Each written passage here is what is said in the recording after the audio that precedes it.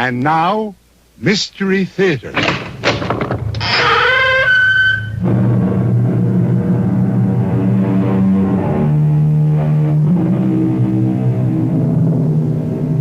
Come in. Welcome. I'm E.G. Marshall. Bleak, lonely, evil.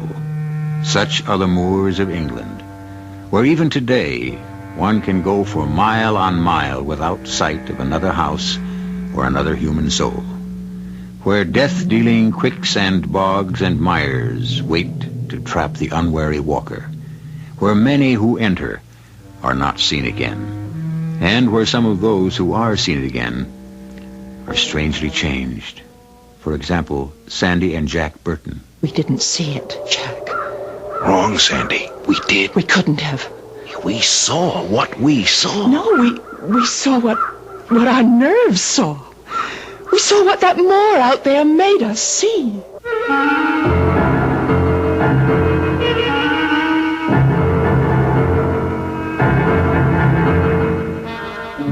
Our mystery drama, The Executioner, was written especially for the Mystery Theater by George Lothar and stars Tony Roberts.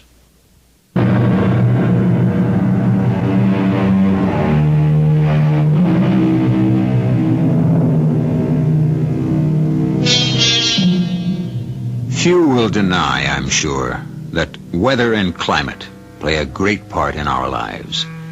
To a large degree, affect our mood, our nerves. People in warm and sunny climates tend to take life more casually than those where the weather is cold and bleak. What I'm getting at is that one of the characters in the tale I bring you now is not a person, but a moor. Moor. The very sound of the word strikes a note of dread to the soul. Dread, but fascination, too. For believe me, there is a certain allure in evil, a compelling magnetism which some cannot withstand.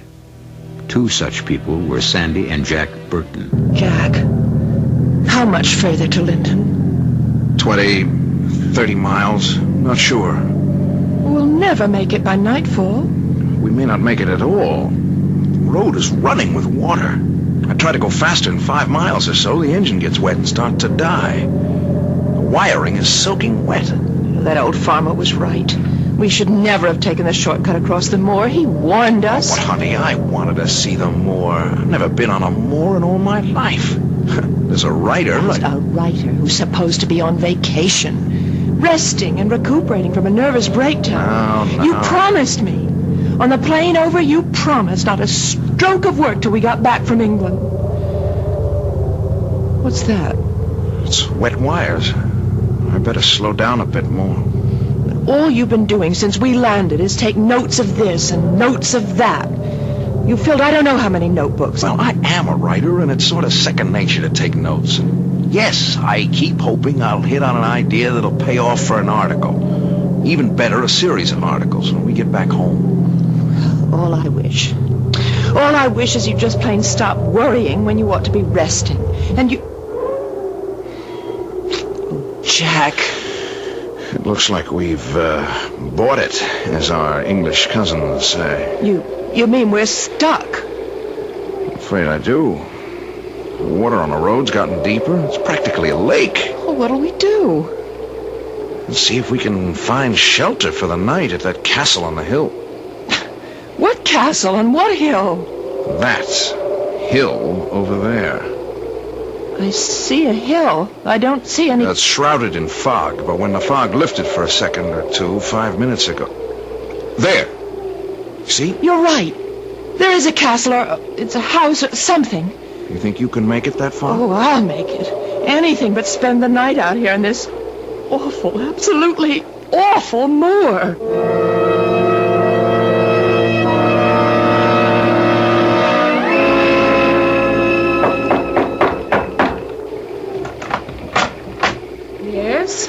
Sorry to trouble you, ma'am. My name's Jack Burton. This is my wife, Sandy. Our car broke down on the road below, and I'm afraid we need shelter for the night. Not here. But, ma'am... I said not here. Oh, now, just a minute. Jack, don't argue. That man. I see him, but big as he is, well, never mind. Look, ma'am, we're in a serious situation. Our car is stalled in what's practically become a lake. In common decency, you gotta let us come in. Running? Jack, look out! That man's... Now, hold it, chum. All I'm asking... Hey, wait a minute. Get your hands off me! Dunning, don't hurt him. Just put him out. Put who out? In weather like this? Never mind, Dunning. Too late. Mrs. Drood, what's going on here? Who are these nice young people, and why was Dunning putting them out? Sir, our car is stalled on the road below, and with night coming on and all, we were hoping you could put us up until morning. Well, of course we can. Come in, come in. Dunning, close the door. Permit me to introduce myself, Sir Leonard Hastings Brooke, and this is my home, Bodmore Manor. My housekeeper, Mrs. Drood, with whom I shall have a few words later about her lack of hospitality, and this is Dunning, man of all work. He cannot speak. He's a mute, but he can hear well enough and carry out orders. And you, sir?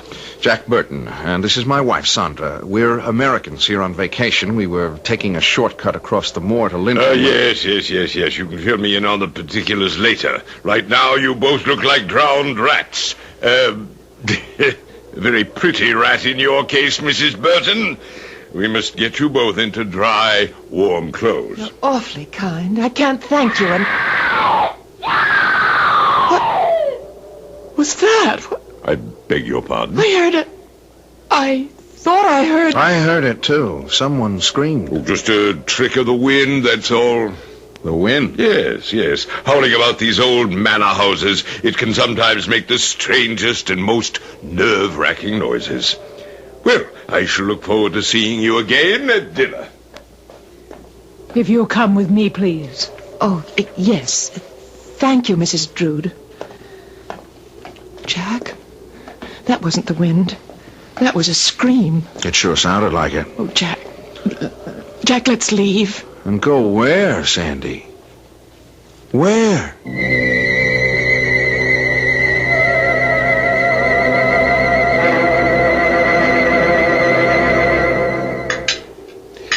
And so you see, you're not only dining in what was called the Great Hall in Elizabethan times, but at the very table graced by Her Majesty, the Virgin Queen herself.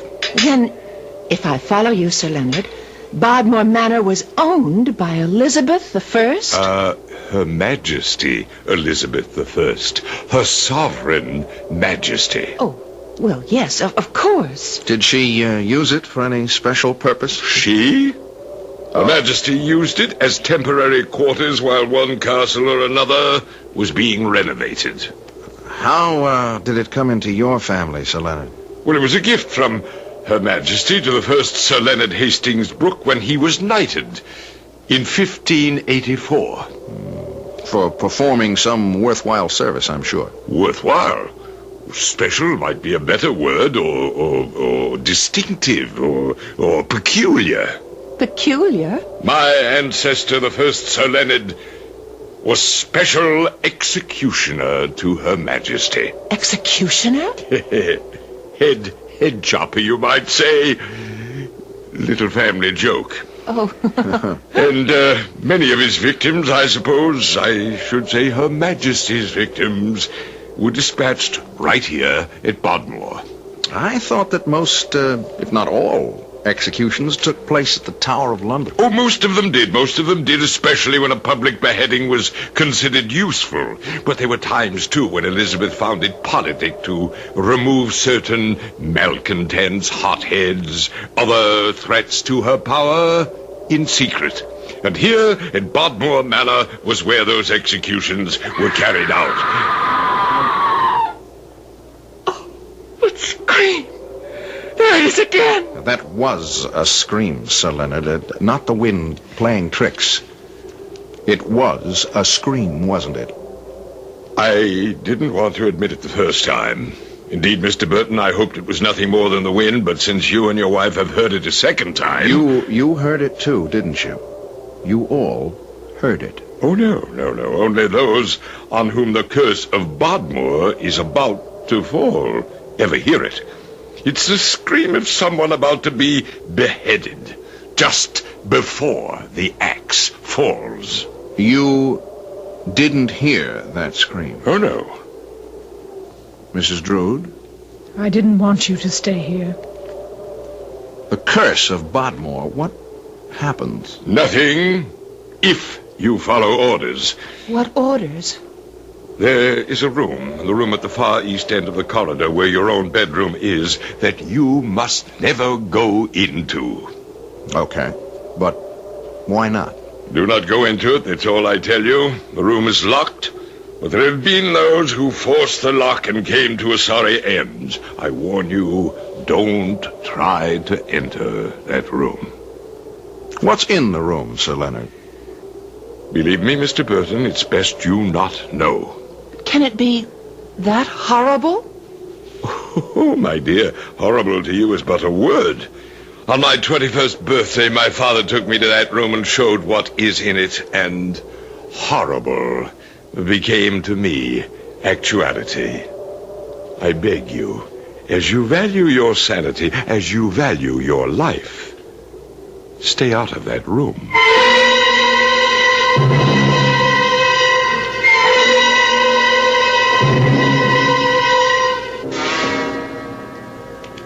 Jack? Jack? Here, honey, by the window. What are you doing over there? Why aren't you in bed? Oh, just looking out at the moor, thinking. The rain stopped. And there's a moon. With black clouds scudding across it. What have you been thinking about? Not thinking exactly. Wondering's more like it. Wondering about this whole freaked out setup. Sir Leonard and Mrs. Drood? I'm wondering, could I do an article if I can find the right handle? Did we hear that scream? Really hear it? Or was it just the wind? Well, Sir Leonard said... I know, but... Well, was he maybe just taking advantage of the circumstances, us thinking we'd heard a scream? But why would he? I don't know. That's what I've been sitting here trying to figure out. All I can come up with is that he's playing some kind of childish game. He doesn't act like a child. No, but... Come on to bed. No, you go on and on. I'll sit up for a while yet. Jack, what are you up to? Up to? Me? That room at the end of the corridor. Now, whatever gave you the idea that I would... Jack! Honey, it would make one terrific article. If there is anything in that room, something really horrifying or whatever, or even if there isn't, the experience we're having here right now, I mean, the car stalling, Bodmore Manor being Liz the One's private execution place, the curse, the whole bit. I mean, I can sell it like that when we get back. You are not supposed to be working. Dr. Delmar warned you. And sent me his bill at the same time. Now, you don't pay that kind of bill, and a few others that are bugging me, by resting. All right. Let's go. Well, you don't have to go. I have to. Now, question. Sir Leonard said the room is locked. How do you propose to open it? Simple. You've forgotten that article I did on safecrackers and lockpickers. You're right. I had forgotten. All right, if you're ready. Come on. Well, coming? Just the sight of that long corridor. All those suits of armor lining the walls. Look, go back to bed and I'll... No, go ahead. I'm with you. Jack, look at this. Yeah, it's something, isn't it? A big glass case filled with clothes worn in the 16th century, I guess. There's no need to guess. Look at that one there. If that wasn't worn by Elizabeth I, the jeweled high stand-up collar, flounced sleeves sewn with semi-precious stones. Oh, Jack, Elizabeth herself wore that. Yeah, I guess she did. But look, it's the inside of that room down there that I want to get... What's that? I don't know. I thought I heard... It sounds like someone's... coming from the end of the corridor. Jack, look. What? Where? There, walking through the patch of moonlight, walking towards us. No. Oh, no!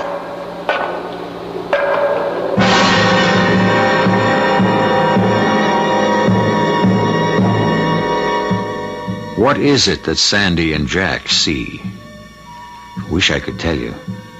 Matter of fact, I could, but there's a place for everything, and everything in its place, I say. I'll return shortly for Act 2.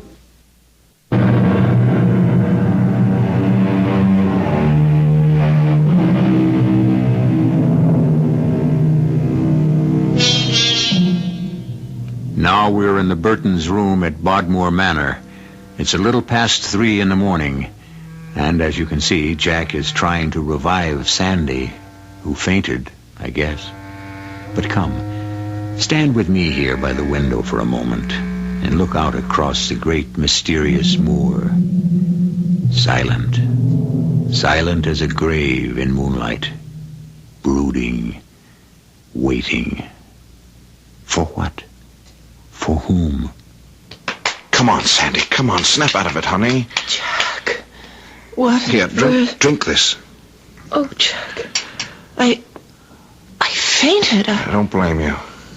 Oh, it was gruesome, horrible. I've never seen anything like it. If I really did see it. You saw it. We both saw it. An executioner, a headsman, black hood, black doublet and hose, and the axe gleaming silver in the moonlight with blood, ruby red, dripping from it. And coming straight toward us down that corridor out there. Oh, what happened after I fainted? He vanished. Vanished? Maybe he just slipped away into the shadows. But, Jack, was it a ghost, do you think? I don't know. It could be we... Oh, Jack! Easy. Who's there? Mrs. Drood. Oh, that awful woman with her jet black hair pulled back and that long white face. Would you open the door, please? Yes. Yes, of course. Yes? May I come in? Well... Thank you. Are you all right now, Mrs. Burton? Oh, yes. How did you know I wasn't all right? Nothing goes on in this house I don't know. I know the dangers that lurk here, the mind-shattering things that can happen. That's why I've come to warn you again. Again? Sir Leonard warned you at dinner. Warned you to stay away from that room at the end of the corridor. I knew, even as he warned you, that he was arousing your curiosity, that at the first opportunity you'd try to find out what lies behind that locked door. That's what you did, didn't you? Yes. Take care. Don't do it again. If you do, you may not leave Bodmore Manor alive. We are in danger of death? Nothing less. I don't understand. No need to understand. But You saw the headsman, did you not? The headsman with his axe dripping blood? Yes. Count yourselves fortunate that you only saw him. That you still bear your heads on your shoulders. Are you saying there's a murderer in this house? Am I telling you something you didn't already know? Didn't already feel? Haven't you felt its loathsome presence? Who? What are you talking about, Mrs. Drood? The moor. The moor, child. It more than surrounds this old manor house, this house that reeks of blood. Its poisonous fog slipping under doors, through cracks. Smell it. The dampness, clammy and mouldering as the grave. Bolt your door, and do not leave this room till I come for you in the morning. Under no circumstances leave it. The dame is spaced out. A yo-yo. Bolt the door. Okay. But if she thinks she can keep me from finding out what's in that room... She doesn't have to. What? I'm keeping you from that room. I'm keeping you in this room until morning.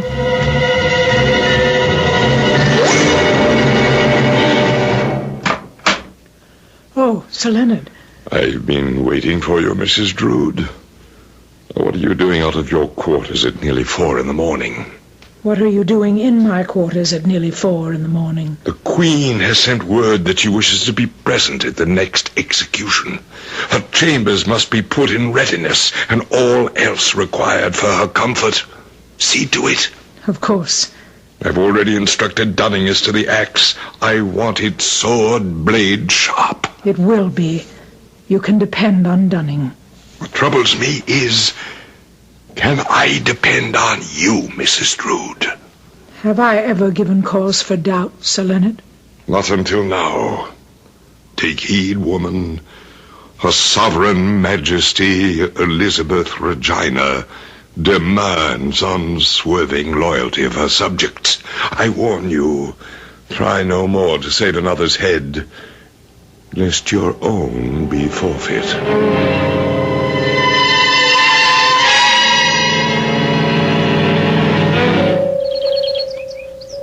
Well, is your car, Burton? None the worse for wear, I should think. Yeah, if the wires have dried out, Sir Leonard. See if it will start, Jack. Right on. We figure Linton to be about 30 miles away, Sir Leonard, according to our map. 30, give or take a few. You should be there in an hour. Oh, less than that. 30 miles? It's more like 60 on this road, Mrs. Burton. I say, Burton, your car sounds a bit sick. It certainly doesn't sound good. We'll have a look under the hood. The hood? Oh, the bonnet. I can't find anything wrong under the bonnet. I'll give her another try. You know, Mrs. Burton, I'm rather hoping your husband won't get the car started. Why? I lead rather a lonely existence out here, and I shall be sorry to see you go. Be more than delighted to have you stay, you know. Well, that's awfully kind of you, Sir Leonard. I wish we could, but we do have a schedule to keep to. In fact, we'd better. We're booked on a flight out of Heathrow next Monday. It's no go. I mean, she just won't start, and there's no sense in wearing down the battery. These wires have got to dry out. Well, schedule or no schedule, Mrs. Burton, looks as if I'll have the pleasure of your company at least through luncheon. And if my stars are right, perhaps through, dinner, too. Well, it seems that way. I'll hurry on up to the house and tell Mrs. Drood she'll have preparations to make. You two can saunter along at your leisure. Enjoy the morning. All right, Jack. Level. Level? What did you do to the car? Me? To the car? What do you... I know you, husband mine. I know you all too well. You're going to find out what's in that room if it's the last thing you do. Sandy, I have to. I mean, there's something really hairy going on here, and I'm going to get to the bottom of it, because if I don't, no editor will buy the article I intend to write. I don't care whether the editor... I do. I've been out of circulation too long. Lord knows how many contracts I've lost, and heaven knows we could use the dough. Now, I've got a hot article in the palm of my hand, Sandy, and I mean to play it for all it's worth. Now, no more talk. That's the end of it. I hope you're right. What? I hope it isn't just the beginning. The beginning of something I'd rather not think about.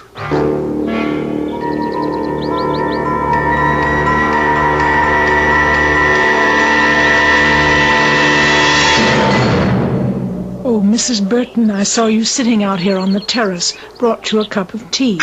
Thank you, Mrs. Drood. How very thoughtful of you. Not at all. Sir Leonard tells me your husband couldn't get the car started, and you'll be spending the night with us. Yes.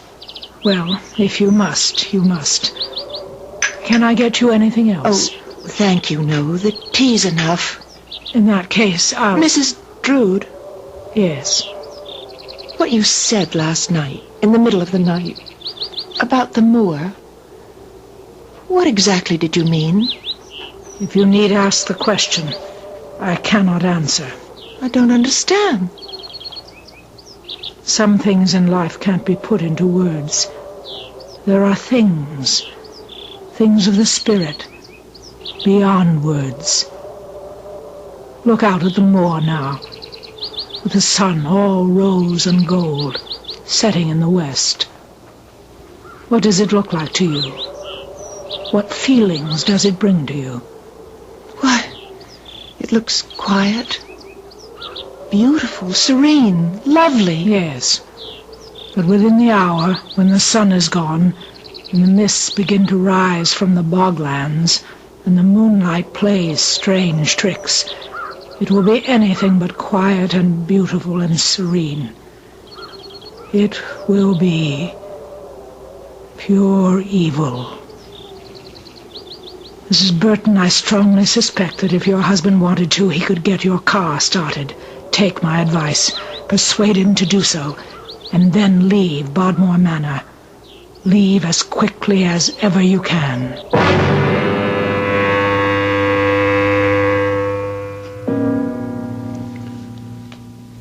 11. Now's as good a time as any, I guess. If I could only make you listen to reason. I am listening to reason, but mine, Sandy, not yours. Now, I'm the one in this family who has to make the bread. Oh, you don't think I'm going to let you go there alone? I would rather. If you hadn't fainted last night, I might have found out then what's going on here. Don't worry, I won't faint. Not this time. No, I can't be sure of that, Sandy, and I've got to find... What is that? Drums. Sounds like muffled drums. Muffled drums? Yes, I've read somewhere that they were used just before someone was executed, beheaded. Elizabethan times, I mean.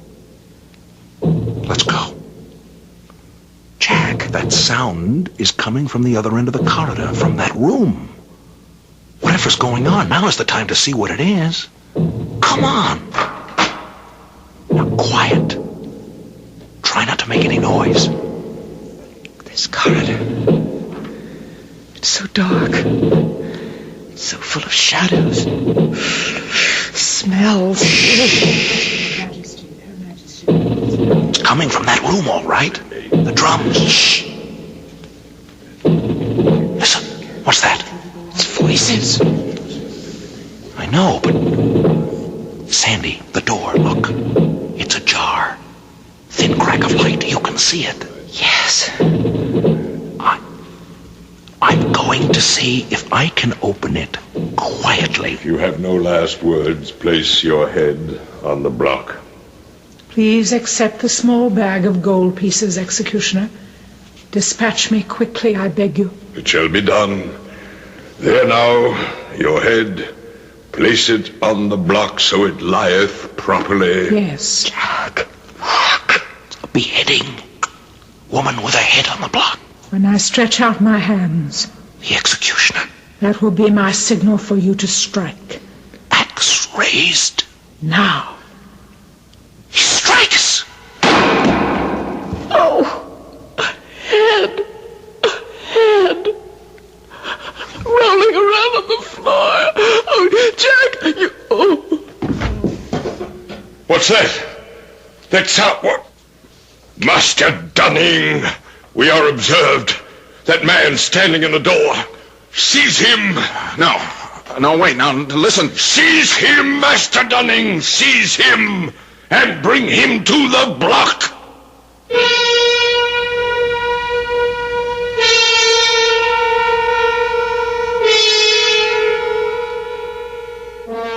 I don't want you to worry.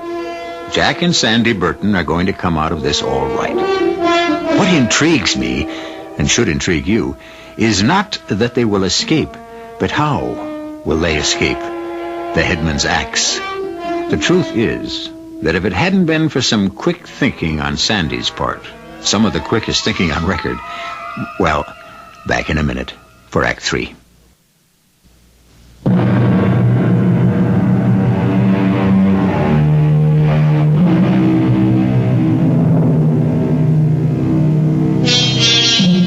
In a manor house that dates back to Elizabethan times, a frightful scene is taking place. A beheading.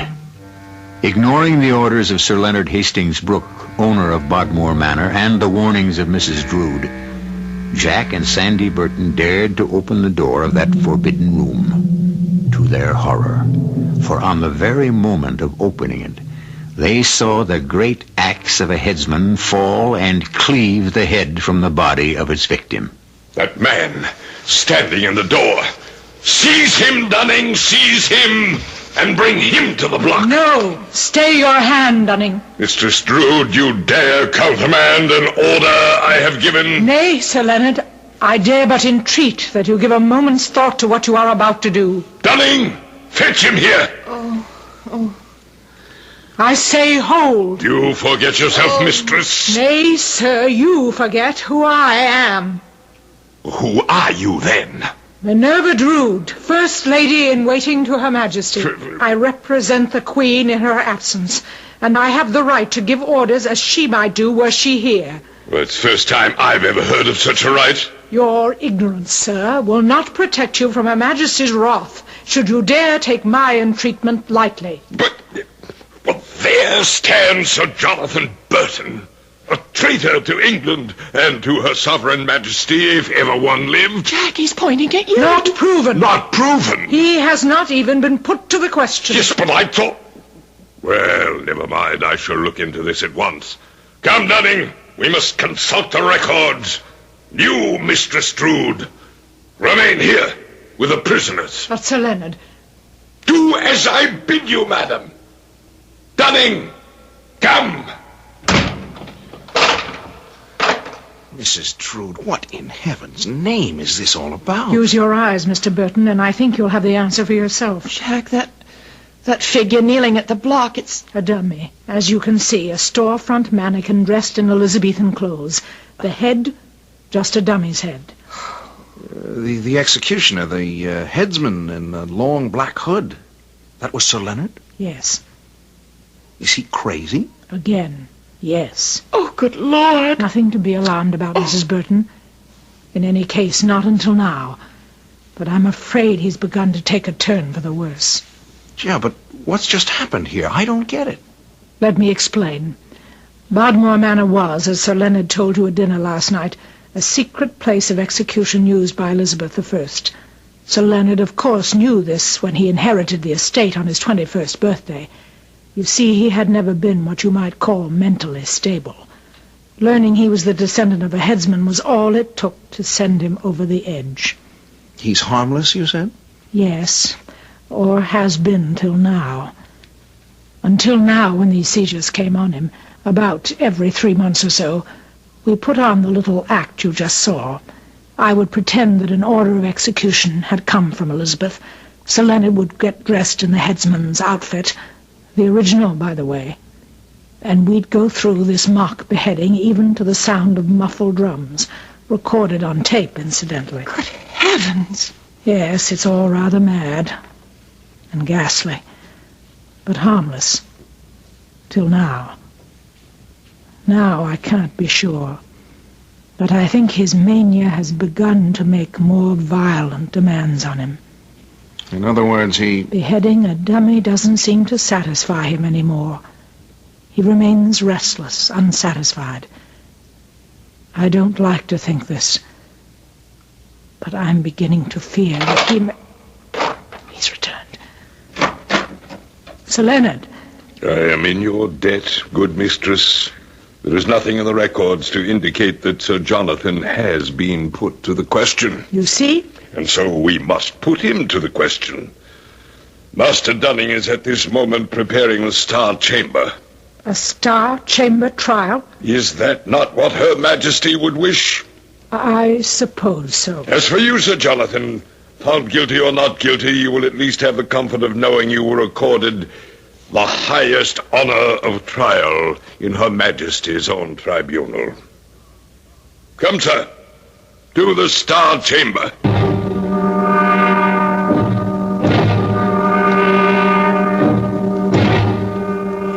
Is it not true that you, Sir Jonathan, allied yourself with my Lord Essex in his abortive attempt to seize the reins of government, the attempt which cost him his head? Not me, Your Honor. Oh, you laugh, sir. In God's name, be serious. And address me as, what was it? Your Honor... Well, either you will show proper respect to this court, sir, or it will go hard with you. Now look, Sir Leonard... Be serious, and it's my lord. Jack. My lord, I didn't mean to upset you, and I'm sorry. Won't happen again. Well, you see to it. You, deny any allegiance to my Lord Essex? I do, my lord. And what of your association with Sir Mortimer Shawcross? Sir Mortimer Shawcross? I've never heard of him. Ho, ho, ho, ho. You've never heard of Sir Mortimer Shawcross? Why, you serious man, or are you again showing contempt for this court? My lord, I assure you... This court has heard enough. I pronounce you guilty. Well, okay. I'm guilty. And such being the findings of this Star Chamber, you are hereby sentenced to be executed at dawn tomorrow morning. Dunning, take the prisoner to the place of execution there to wait the headman's axe at dawn. I shall retire to rest until that time. Oh, look, wait a minute, Dunning. Come on now, Dunning, no rough stuff. Play acting is play acting. This is going too far. Mrs. Drew! Warned him it isn't play acting anymore. Look, if it isn't play acting, damn it, Dunning, let go of me! What is this? The real thing, you foolish man, the real thing.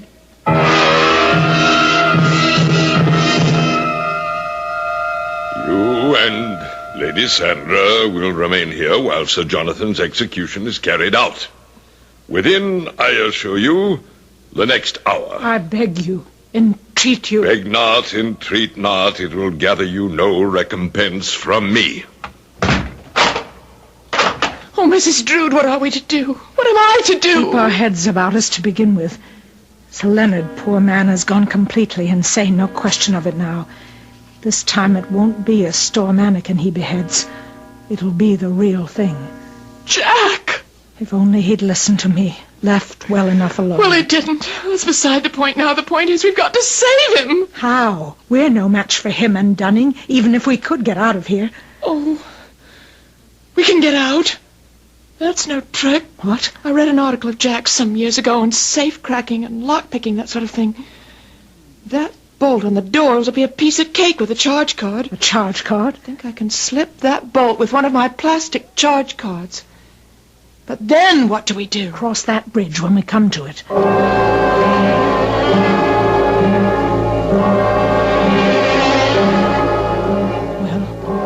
Well? It's coming. The bolt is moving, but You've been almost an hour at it, and you said it would be simple. I also said I'd only read Jack's article. I never tried it out. The bolt's slipping. We'll get this door open all right. The drums. The muffled drums.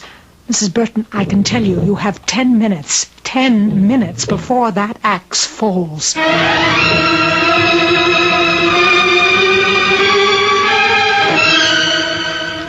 Now, look, you two, this joke has gone far enough. Dunning, take it easy, will you? The straps are biting into me. Listen not to him, Dunning. Bind him tightly, tightly.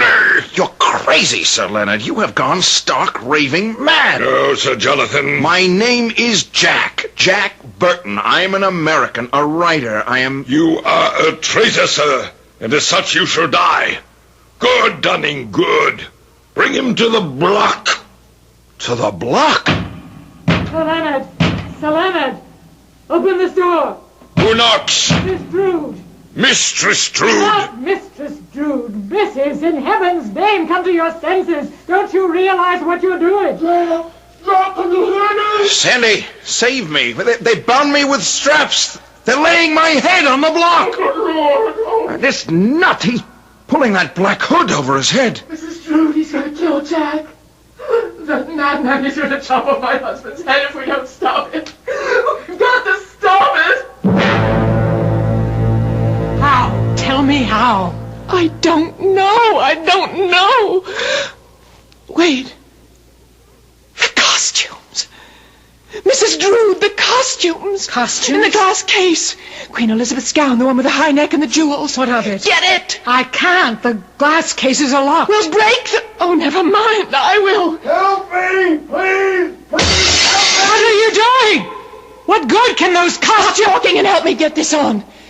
Quick, Mrs. Drood, quick! Help me. Sandy, help. Dunning, don't let him do this. He's crazy, can't you see that? He's gone right out of his head. Dunning! Sandy! Mrs. Drood! Help me! Open up! I, Elizabeth of England, call on you to open this door. What was that? You hear me, Sir Leonard? It is your queen who speaks. Open this door. Dunning, it is Her Majesty. She's here. Open the door, man. Open it! Your Majesty. Your gracious Majesty. What find I here? What knavery is this? Well, Your Majesty... Put down that axe this instant. Put it down, I say, or your own head shall fall beneath it. Put it down. Yes, yes. Yes, of course, Your Majesty. I wished only to obey Your Majesty, to do my duty, to send from this world a traitor who's threatened your... Traitor? Sir Jonathan Burton, a traitor? Are you mad? I have no more loyal subject, no dearer friend than this man whose life you would have taken. Fool, leave at once, be gone. But Your Majesty... Go! I go. Sandy, you saved my life. But that costume... It's the one in the glass case, Jack. The one Elizabeth herself wore. And it suddenly struck me. No, God gave me the idea that only Elizabeth herself could stop Sir Leonard. It was as simple as that. Simple, perhaps. Brilliant, definitely. Mr. Burton, your wife has told me that you are a most accomplished writer, but somewhat inclined to have things your way. May I give you a word of advice? Right now, I'll take anything. Have things your way if you must, but listen to others, especially your charming and decidedly practical wife. A bit more than you have in the past. Otherwise... Otherwise? Otherwise what, Mrs. Drood? You may indeed lose your head.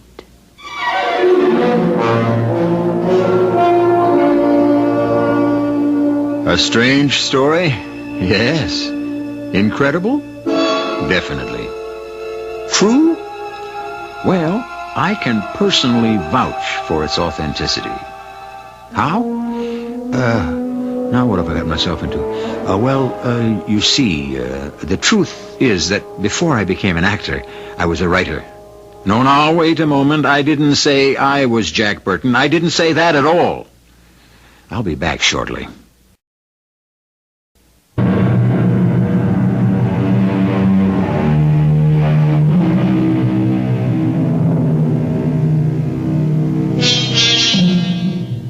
All right, then. The truth will out. I was Jack Burton. Pen name. Real name, well, you know it. No matter. Important thing, you enjoyed my story. I hope you did anyhow. And another important thing, very important to me, I've still got my head. I do, don't I? Our cast included Tony Roberts, Marion Seldes, Jacqueline Brooks, and Arnold Moss. The entire production was under the direction of Hyman Brown. This is E.G. Marshall inviting you to return to our Mystery Theater for another adventure in the macabre.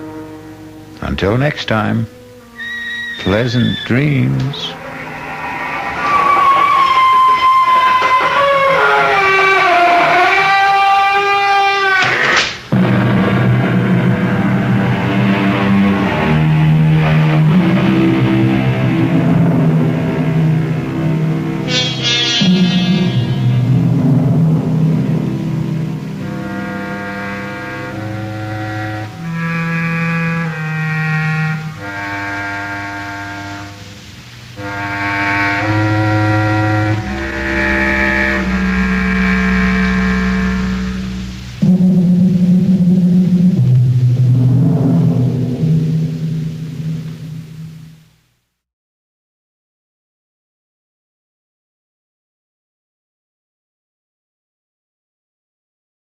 The CBS Radio Mystery Theater presents...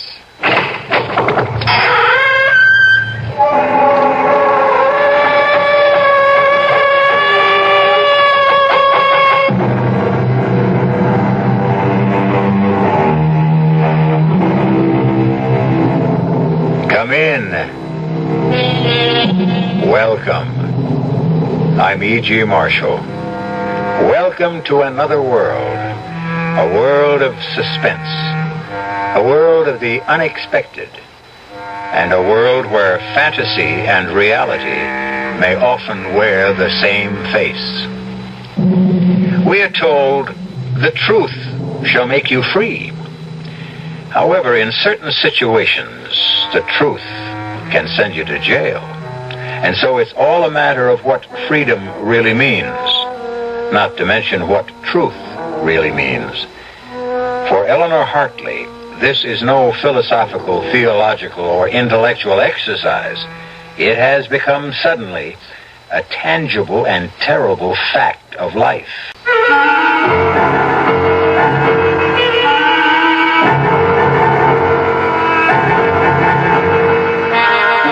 Our mystery drama, A Tiny Drop of Poison, was written especially for the Mystery Theater by Sam Dan and stars Tammy Grimes.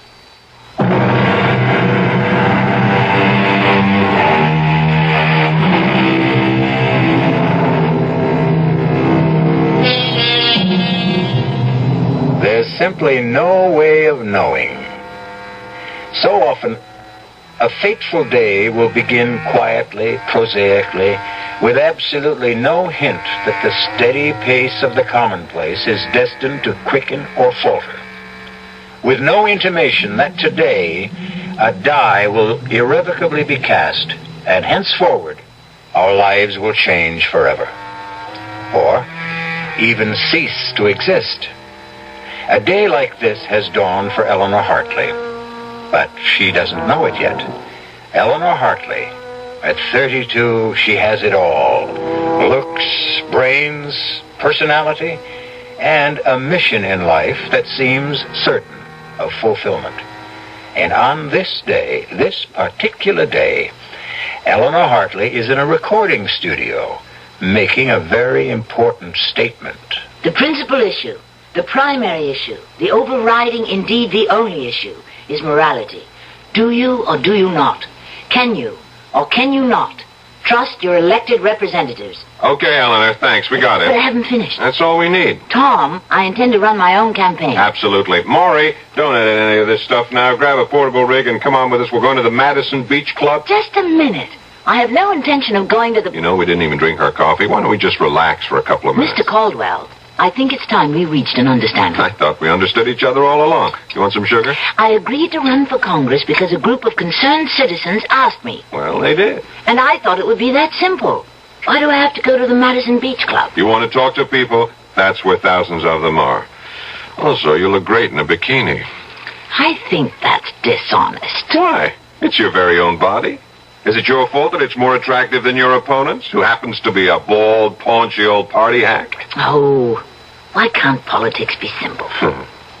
You know, it's been such a morning. Didn't even get a chance to see the papers. Oh, look, right here. Right here on page 1. This is what the game is all about. What? Look, we got some more results from the surveys. You have gone up 7 points in the last week. That's not very much. Are you kidding? An unknown running against Big Jim Parkhurst, an entrenched incumbent? The way you're gathering momentum, we are in. Look, Eleanor, I have to know something. What? Big Jim is going to take you seriously from now on. I should hope so. Things may get rough. I'm not afraid. You don't know what rough is. You don't know how Parkhurst's people will probe and pry and dig. So, if there's anything in your past, anything at all... What are you trying to say? By now, Parkhurst has unleashed the hounds. They'll examine your life from the day you were born. I have nothing to hide. Good. That is... Yeah? No. No one would ever come up with anything to embarrass me. The year you were 22? What about that year? Eleanor, we can't account for it. What are you talking about? Well, we've checked you through school. We've checked you through college. You mean you've actually investigated me? Of course. When you were 23, you married Ted, and the past 5 years have been an open book. But that whole year, while you were 22. Yes. Well, like so many kids who get out of college, I was at loose ends. Didn't know what I wanted. So, I just took off. I traveled around the country. I was just trying to find myself. And I did. And that's all there was to it. Okay. Come on, finish your coffee and we're off. Hey. What? Look at that. Oh.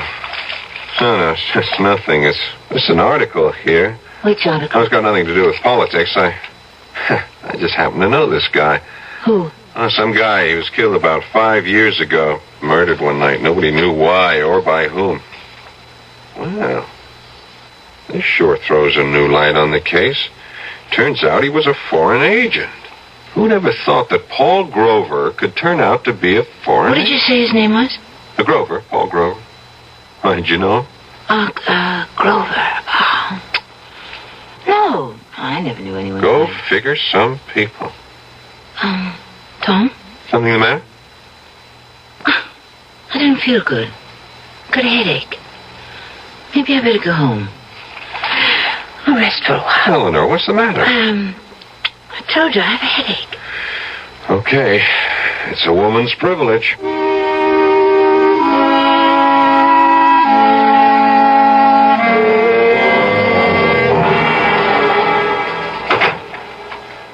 Hi there, Congresswoman. Hi there, Detective.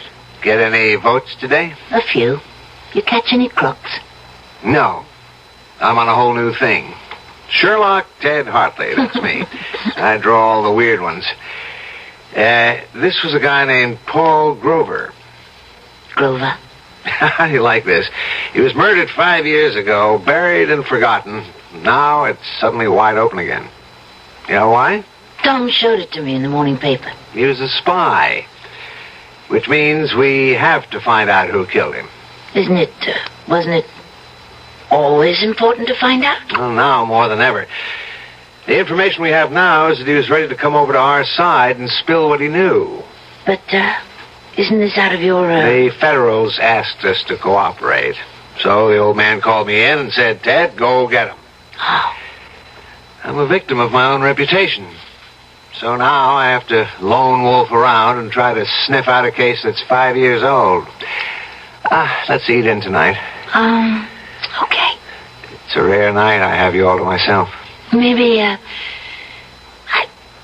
should never have gone into politics. What are you talking about?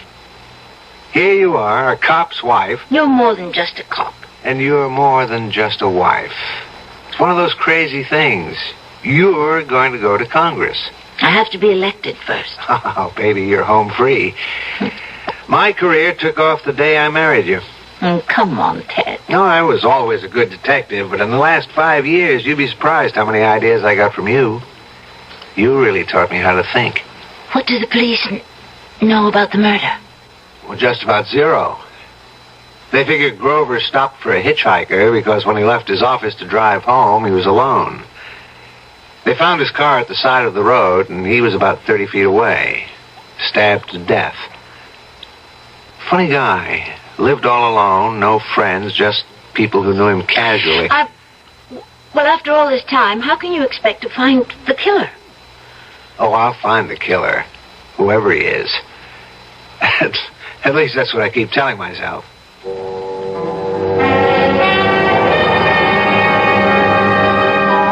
I looked at Ted.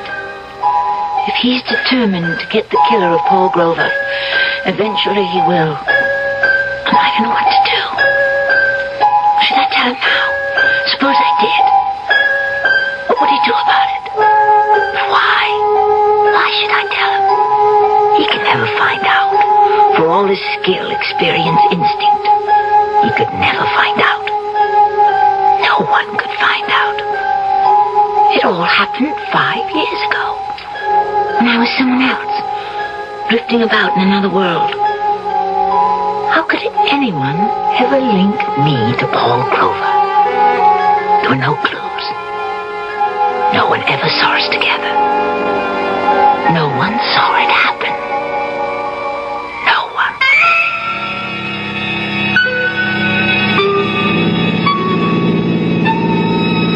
Thanks for picking me up, mister. Grover. Paul Grover. What are you doing out all alone this time of night? Oh, I just feel like walking, moving. You, one of them hippies? What's her name? Talking about names. What's yours? Eleanor. Eleanor what? What does it matter? Okay. How'd you like some supper?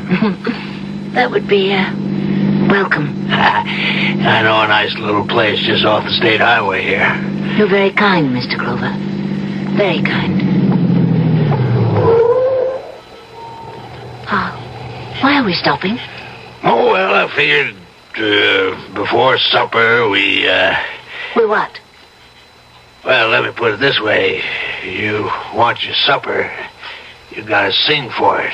Take your arm away. Hey, now listen. Don't you touch me. Who are you kidding? I know your kind. Hey, you come back here. Let go of me, let go. What are you fighting me for? Girl like you don't care, and I'm even willing to pay. Help! Scream Help! on. Scream all you want. Who's gonna hear you? Okay, you asked for this. No, please, put that knife away. You quit scratching and slapping, and you just behave yourself, and you just do as I tell you, and you won't get hurt. I'll go to the police. Yeah, who'd believe you? Who'd take your word against mine? I'll say you're trying to frame me. You'll go to jail. Now, come on, honey, be nice. I'll even give you money. All right. I'll be nice. Don't you try to run away now. I'm holding this knife. Sure. Well, now you're talking. Drop it. You break my arm. That's right. That's the way I was taught. Drop the knife. I'll kill you. Drop it. Oh, you. I told you. I told you to drop the knife, but you wouldn't. I don't want to die. Mr. Grover,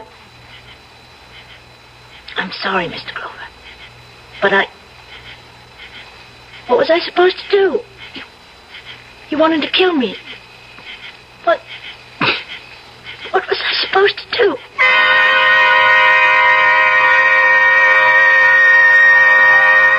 He was dead.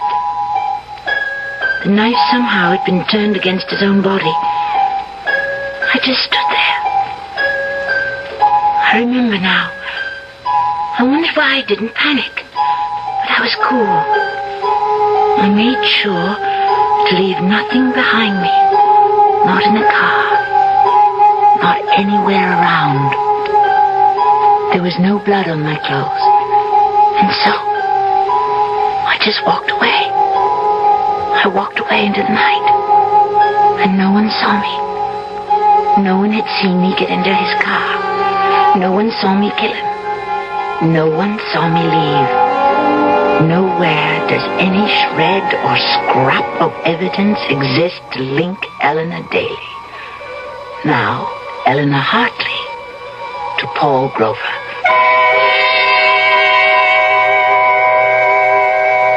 Well, she certainly told it the way it was. But is it true that there are really no clues? Perhaps there are no fingerprints or bloodstains, but how about other clues? Stronger clues. The clues that exist in the mind, the heart, the conscience. We may find a few of those when I return shortly with Act 2.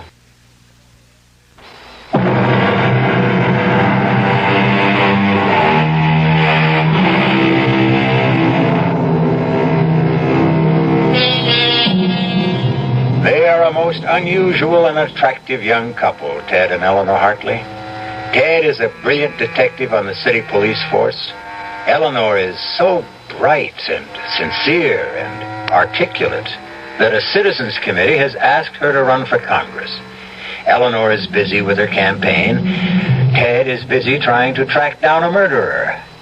This sounds like two different stories, but actually, it's really one story. Because the killer Tom is looking for happens to be Eleanor. No, don't. Let me go. I'll kill you, Mr. Grover. Kill you. Eleanor, darling. You... Eleanor, darling, wake up. Wake up. Oh. What? Oh. I must have had a nightmare. You were muttering and mumbling the craziest things. I think it's just... I've been working too hard. Darling, you don't have to put so much into it. There are lots of people working for you. I want to be elected, Ted. I feel I could do so much good. Sure. I feel I owe something. You owe something? What? I feel I have a debt. I have to make up for something. What? Oh, well, once I did someone an injury. Who? It was a long time ago. Yeah, but if it bothers you... This person had it coming. Then forget it. It's not that easy. Want to talk about it? No. Part of our bargain, remember? We'd never press each other for details about what happened before we met each other. I'd say overall it's a good bargain, but... Tell me, did I bother you with this Grover case? Bother me? Yeah, your nightmare. You were mumbling, but you don't want to talk about it. No, I'll talk about it if you want.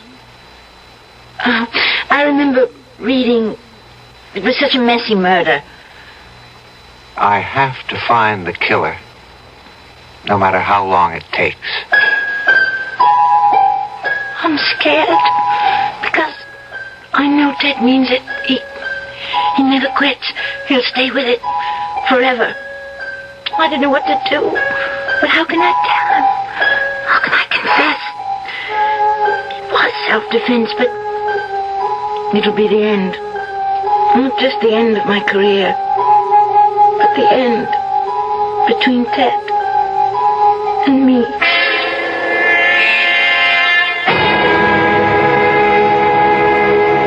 For my part, I offer you a dedication to the truth.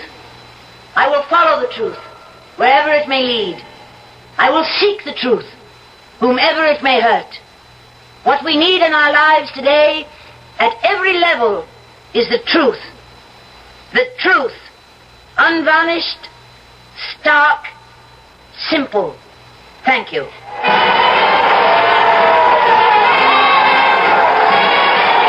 on. We have to go. Come on. How did it sound, Tom? We'll sneak down the back stairs. You're due on the south side in 15 minutes.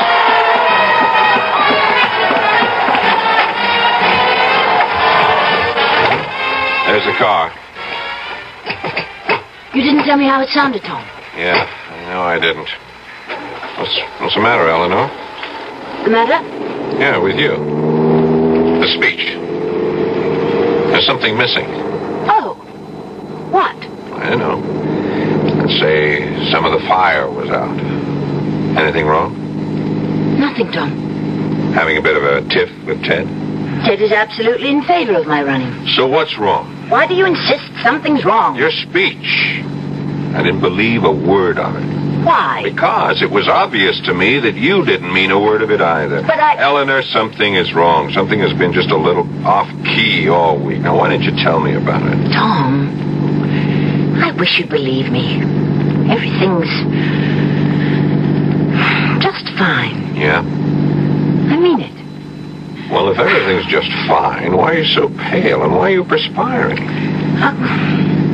Tom... And there is something? Tom... There's nothing we can talk about. But it's serious. Yes. Serious. Eleanor, if it should ever come out... It can never come out, Tom, believe me. Eleanor... Please, Tom. Don't ask me any more questions. Please. Sure. Okay. But whatever it is, I'm in your corner. I'll back you. I'll fight for you no matter what you did. Even if you committed murder.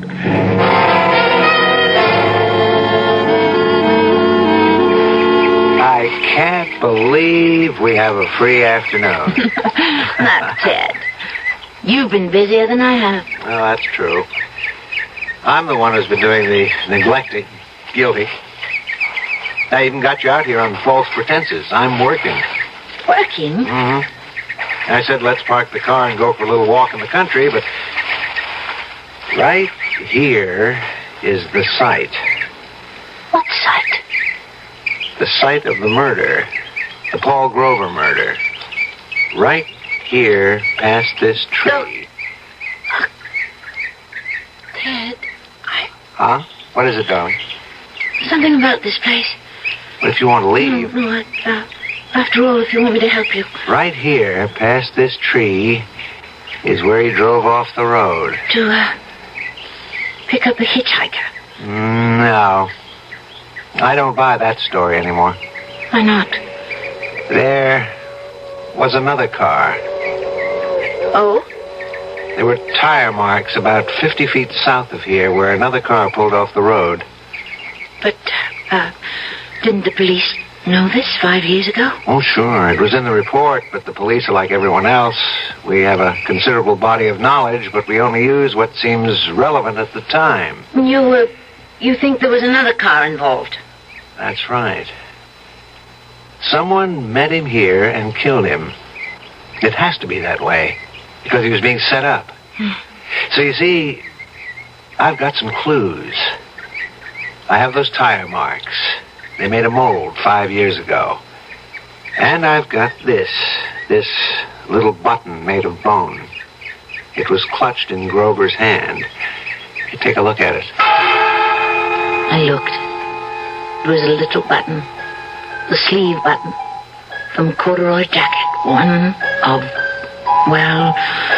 of a host of buttons that adorned that jacket. The jacket I had worn that night.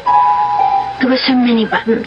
I never even noticed the one that was missing. That jacket. I still have it. I don't wear it often, but I still have it. It's in one of my closets. What you're saying is that if you can find the jacket it came from, you've got your killer. That's right. I've got it. Him? Well, it's from a man's type field jacket, very popular about 5 years ago, although lots of people wore them. I think you've got one like it back home. Anyhow, there was a fight. Grover was stabbed. The killer took the money. But I didn't... Didn't what? I didn't know that robbery was the motive. Wasn't it supposed to have been a secret agent thing? I figure a hired killer. But he was stupid enough to pick up some loose bills. That should hang him. Are you sure? You know what else I've got? I found a witness. There's a little restaurant a couple of miles down the state highway. Certainly, I don't mind telling you the story again. There was this young man who came in here that night. How can you remember so far back? Oh, Mr. Grover was a steady customer, was a good customer, so I remember what happened the night he died. Yes, he was a good customer, but he put ketchup on everything. Anyway, on that night, this young fellow, he comes in, he was wearing a corduroy jacket and denim pants. Why did you notice him? Well, you see, he ordered a steak, and then he pays with a $10 bill, and there's blood on the bill. Blood? Yeah, so I says to him, this looks like blood. He says, does it? And I says, how did blood get on this bill? And he says, maybe it's blood money. He takes his change, gives me $1 tip, and leaves. Why didn't you tell this to the police? They never asked. Would you believe that this lieutenant here is the first policeman that's walked into my restaurant since it happened 5 years ago? And can you describe him, Hugo? I have never forgotten him. He was a big man, 6 foot tall, about 200 pounds. He had black hair, brown eyes, a big scar on the left side of his chin, and the tip of his left pinky finger was missing. Thanks, Hugo. Oh, so yeah, don't mention it, Lieutenant. As far as the wife is concerned, madam, if I get up early on election day, I might even vote for you. You would? Why? Oh, I don't know. Maybe that's why. What? Well, you see, you tell the average politician that you're going to vote for him. He shakes your hand. He looks sincere. He says, thank you. You look sort of surprised. You say, why? That is honest. It shows you're honest, and that's something.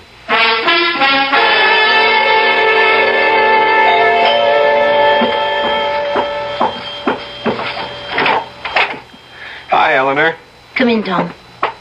Got here as soon as I could. Something wrong? Nothing's wrong. Or maybe everything's wrong. Okay, Eleanor, spill it. I don't care what you have to tell me. I don't care how bad it is. Let's get it out of the way. You carry the thing around with you, Tom. You justify it. You say there was no help for it. It wasn't your fault. Why should you pay for it? But it doesn't let you alone. Whether you admit it or not, it keeps building inside of you, and you feel you just have to tell someone. I understand. Everyone has his own little secret. This isn't a little secret, Tom. Funny, isn't it? Of all the people I know, I feel I can only tell you. What about Ted? No, I can't tell Ted. Does it concern another man? Yes, but not the way you might think. Okay. We had to come to this point, you and I, Eleanor, because, well, we're going places together. I know. Eleanor, 10, 15 years from now, you could become President of the United States. Oh, Tom. Oh, Tom. Thank you. Ah, I needed a laugh. Why are you laughing? Sooner or later, we'll have a woman president. Why not you? Dream on, Tom Caldwell. Dream on. For all of them, it began with a dream. So ask yourself, why not you? You'll be 40ish, even more beautiful than you are now. Wiser, more experienced. Now, what could hold you back? Oh, excuse me. Hello? Darling? Ted, where are you? At police headquarters. I won't be home until late. Can't it wait? No. I have to do it now because I just brought in my prisoner. Who? The killer. You know, the guy that murdered Paul Grover. The man who murdered Grover? Can you be sure? Yeah, I'm sure. We got him cold.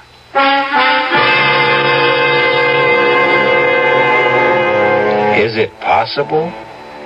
Can two people have murdered Paul Grover? We know of one, but who is the other? Can there be another? Maybe it's possible to murder a man twice. We will deal with a number of interesting possibilities when I return shortly with Act 3.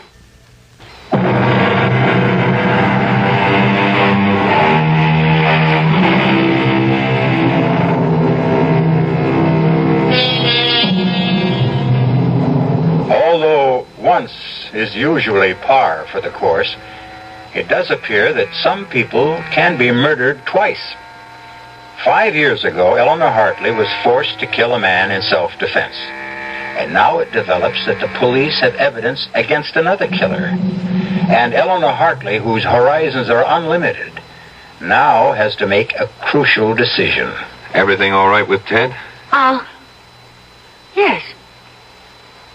Just fine. They got the killer. Killer?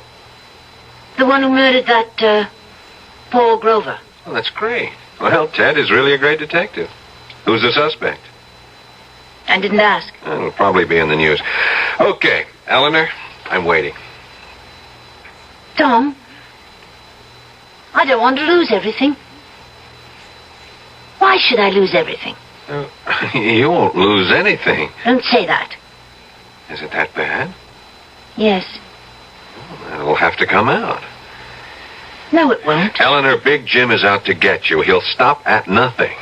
Whatever it is, believe me, sooner or later, he'll uncover it. No, he can't. No one can.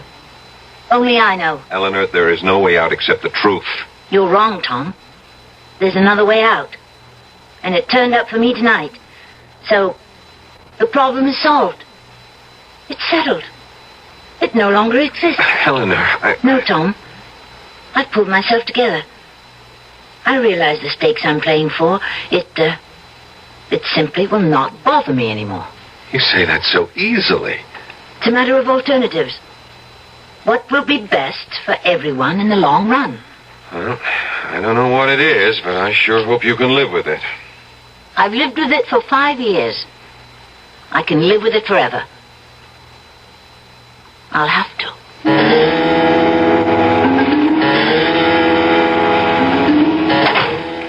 Ted? Oh, I'm sorry I woke you. Did you think I could fall asleep? Tell me everything. Who is he? Vince Perry. Very bad boy. He's had quite a career. 5 or 6 years ago, he was just a punk. Now he was on his way to being number 1 in narcotics in this town. But, you've got him for murder. How did you? Well, after all, 5 years ago, the police couldn't get anywhere. Well, I had one break. That little restaurant. I guess the detectives never went there last time. It is an out-of-the-way place, but... But why didn't Hugo come forward?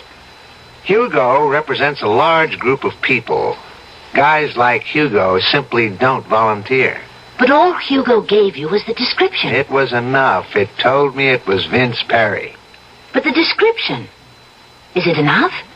2 other things put him on the scene. The tire marks.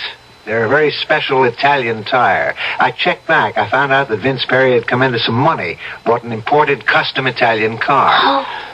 And the button. I made the rounds of clothing stores all around his neighborhood. Mm-hmm. Found out where he bought most of his clothes. Guy checked back through his records, and sure enough, Vince had bought a corduroy jacket with that type of button. Will all that be enough? The description, the button, the cast the cops took of the tires 5 years ago. Plus, well, I shouldn't say that. What? Plus the fact he looks like a killer. Has a bad reputation. Well, we don't have to worry about him anymore. Why did you say that? Who was worrying about him? Well, I'm sorry. Did I say something wrong? No, let me just swallow this. Wait a minute. What's with the pills? I need something to help me sleep. But you never took pills before. I've never been under this kind of pressure before. Well, why should you be under pressure? You don't understand politics. I thought the idea was just for you to get up and tell the truth. It's more complicated. Because you make it more complicated. Well, you don't know what a strain We're fighting. Is this the way it's going to be? No, darling. Everything will be all right. I'll be all right. What's the schedule for today, Tom? Hey, I'm worried about you. I don't like the way you look. You're not getting any rest, but it's a light day. Lunch at the City Boosters Club. Guess who'll be there? Who? Your worthy opponent, Big Jim Parkhurst himself. Do I have to meet him? He's really a very nice guy. He's a thief. Oh, and this morning I've arranged for you to visit Vince Perry. Vince Perry? Yeah, in his cell. Why would I... Calm down. How could you even suggest... Look at it this way. You have to do me a favor because I have to do Charlie Colligan a favor. Who's Charlie Colligan? He'll deliver the vote for you in the 4th Ward. This is the kind of politics that I intend to fight. No, my dear, these are the kind of politics that I shield you from. Vince Perry just wants to see you. Why? Well, it'll be a very private meeting. Nobody will even know you were there. Why? Colligan owes him a favor. Do you mean to tell me that if I refuse to see this gangster, I can lose the 4th Ward? It's not that simple, that open and shut. But elections have been lost by 1 vote. Well, let's get it over with.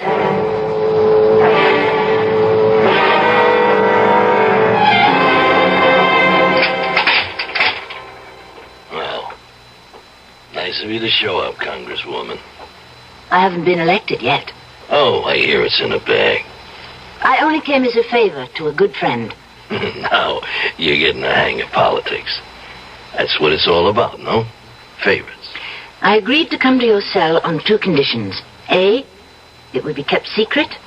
B, I would do nothing that's foreign to my principles. Okay. Let's find out what your principles are. Let's see if you want to start out by doing the right thing. What do you know about the right thing? I know this. The right thing would be for you to confess to the murder of Paul Grover. What did you say? Come on, you know what I said. You know why I said it. You killed Paul Grover. I seen you do it. That's a lie. Here's the way it was. Now I get the contract to knock him off. I followed him in my car. I figured I'd bag him after he came out of that restaurant. But first he stops and picks you up. Then, after a couple of minutes, he stops again. So I stopped. I heard it all. I seen it all. I let you go. Why not, huh? You did my job for me. I never forgot what you looked like. You can't prove a word of it. I'm in the spot you were in when he tried to attack you. Now, nobody would have believed you then. Nobody will believe me now. What do you expect me to do? Like I say, the right thing. There's two kinds of people, honest folks and thieves. Now, there's a law. The honest folks obey it, period. The thieves break it. I'm a thief. What are you?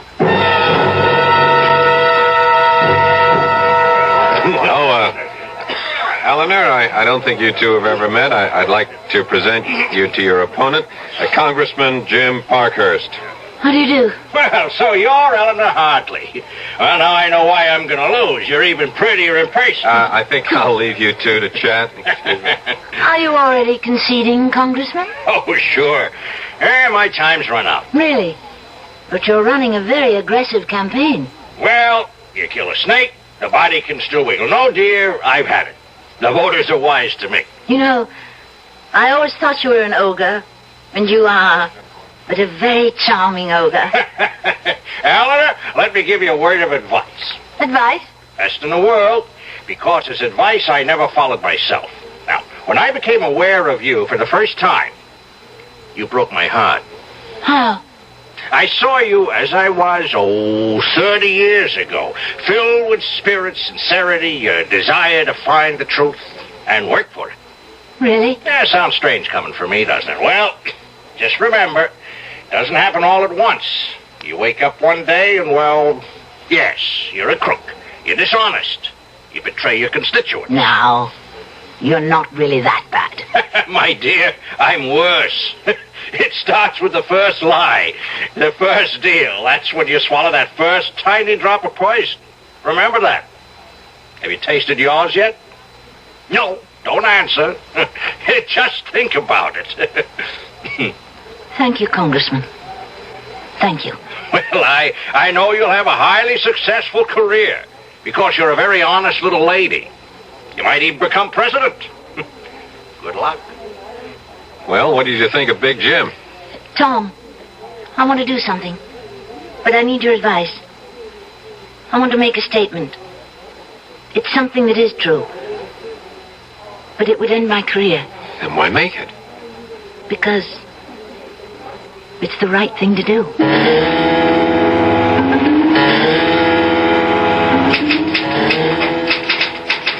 Ted, what are you typing? How was the big luncheon?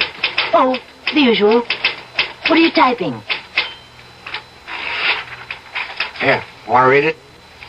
To Chief of Detectives, dear Inspector Summerfield, please accept my resignation from the police force. Ted, what's this?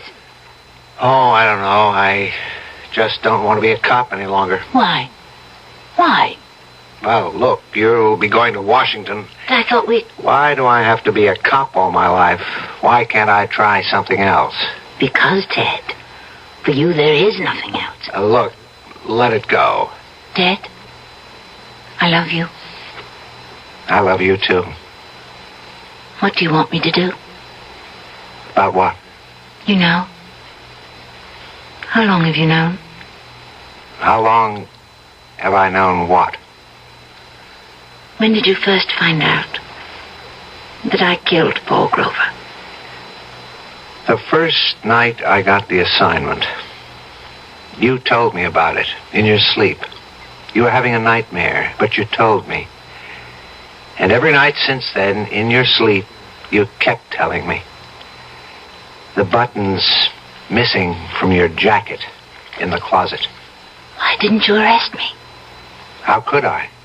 Why should I?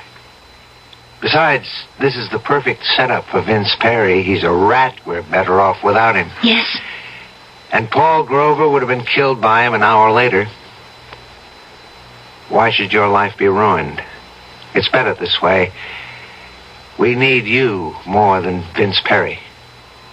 And it was self-defense anyhow. Then why do you want to resign from the force? Because I just made my first deal. I've taken the first drop of poison. Someone else said that to me earlier. I'll stop now before I become the kind of cop I have no use for. Hey, what are you doing? You can't resign, Ted. You're going to make an arrest. No, I won't. I can't. You can. You must. I've taken the first drop, too. And I can't live with it either. Please, Ted. But it'll be the end. No, Ted. It won't. You'll see. It'll be the beginning.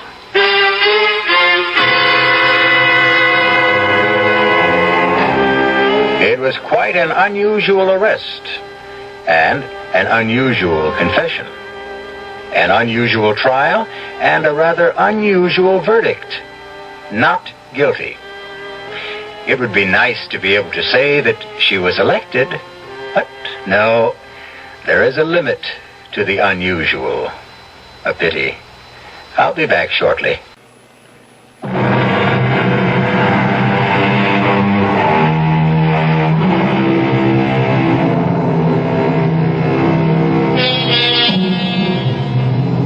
Would you have confessed to a killing if there were a ready-made and worthless scapegoat? Would you have destroyed a promising career in return for a clear conscience? It doesn't sound like much of a bargain, but there are, oh, so many powerful people who wish they had made it. Why don't we all make a bargain to meet here again next time for another adventure in the unusual and the exciting? Our cast included Tammy Grimes, Paul Hecht, Robert Dryden, and Earl Hammond. The entire production was under the direction of Hyman Brown. This is E.G. Marshall inviting you to return to our Mystery Theater for another adventure in the macabre. Until next time, pleasant dreams.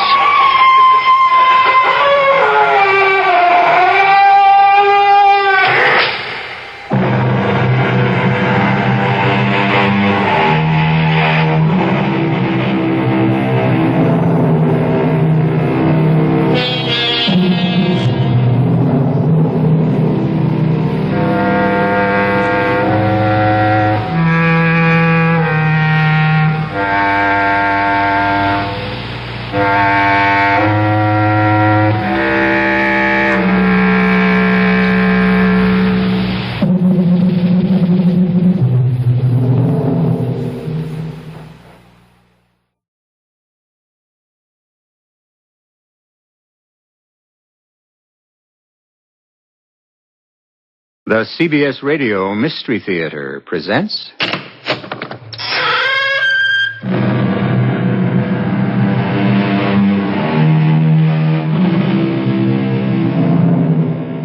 Come in.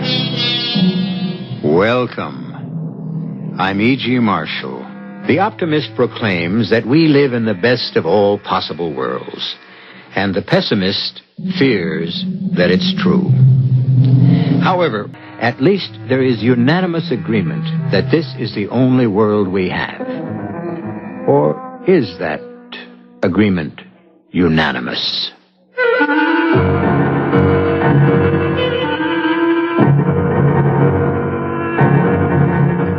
Our mystery drama, The White Ghost, was written especially for the Mystery Theater by Sam Dan and stars Ralph Bell and Ann Williams.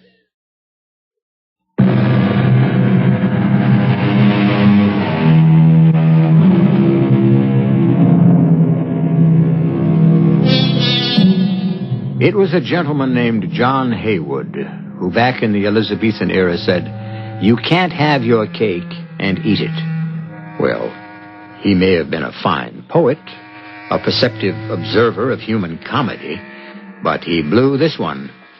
Because the fact is, you can have your cake and eat it. You can have it both ways. You can even have it always. You can have whatever you want and whenever you want it. That is, provided you know how to go about it. A gentleman who obviously knows how to go about it is Mr. Donald Taylor. How lovely it is, Donald. Yes, that is beautiful music, Phyllis, darling. Not just the music, but everything. Everything? Oh, yes, everything. Does a woman have the right to be as happy as I am? Well, darling, that sounds like a question that might be properly posed on some soap opera program. And I feel guilty. Oh, why? There's so many people I know who are miserable. Well, darling, that's not your fault. I can't believe I'm so lucky. You're not lucky. You work very hard. I do? At what? At being you. At being the most wonderful wife a man could ever dare to hope for. Oh, excuse me, dearest. Hello. Darling. Yes. Oh, you're not alone. No. Have you told her yet? No, Congressman. But you promised. You promised you'd work it out. Yes, well, of course. With her. Certainly. When? Well, you know what it says in the Bible, Congressman. To all things there's a season. Don, I must see you. Uh-huh. Congressman, can't it wait? Donald, if I don't see you tonight, I'll kill myself. Well, that is a rather extreme position. I mean it, Donald. I'll kill myself. And before I do, I'll send a letter to all the newspapers telling them about us. Oh, I see. You'd better get over here. Well, Congressman, I think this does call for a meeting. I'll be there within the hour. Is something wrong, dear? Oh, it's just that if you elect a fool, you can expect him to behave according to form. It's a little political problem which requires my presence. Oh, shall you be out late? Yes, I'm afraid so. It'll be a long, boring evening, but the proposed legislation is of the utmost importance. I'm so proud of you, Donald, darling. My dear, I shall return just as soon as I possibly can. I've stopped telling my friends about you. Oh, have you? They simply cannot believe that anyone could be so kind, so considerate, so gentle.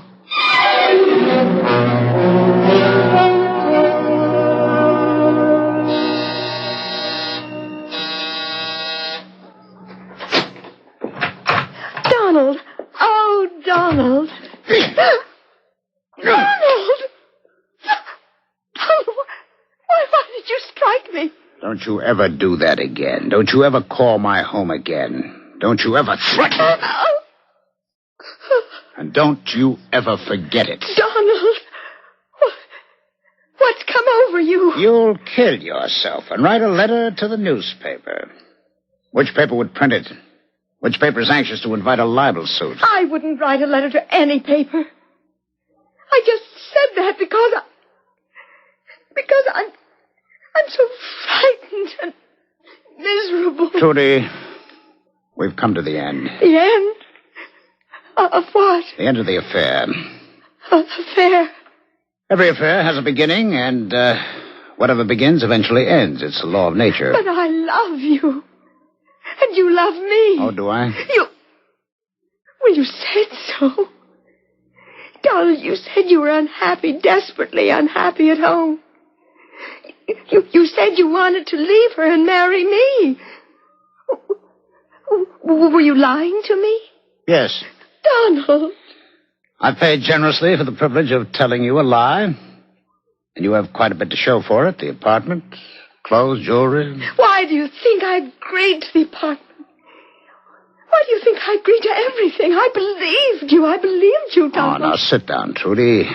I know you come from a small town, a very small town, but surely no one is that naive. I believed you. Now, look, I want to do something for you. I have a friend. He's quite wealthy. What?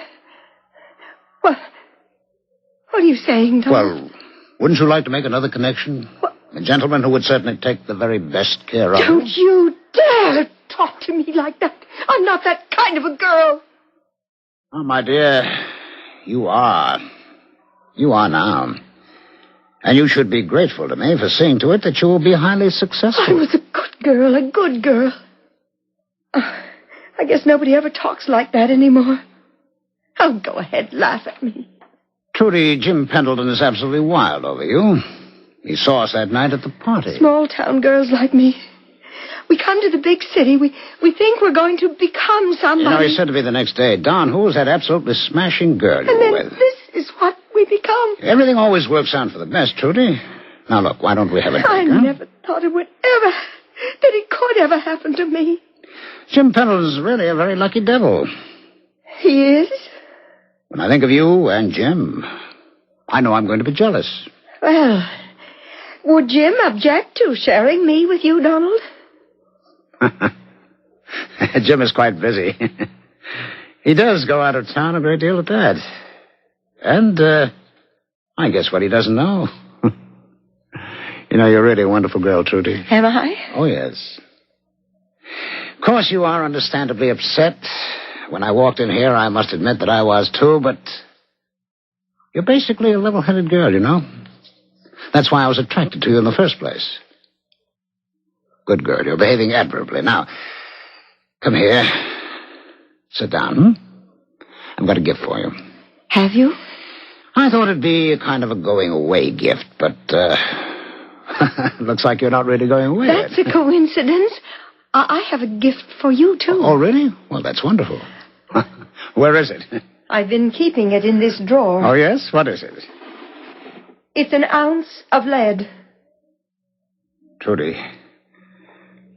Now, Trudy, you're crazy. Yes, I believe you. That should prove I was crazy. Now, Trudy, put down that revolver. A gift from me to you. Now, you can't get away with this. I don't want to get away with anything, Donald. After I kill you, I'll turn the gun on myself. Now, Trudy, listen to me. There's nothing you can tell me, Donald. Not anymore. Now, Trudy. I don't care anymore.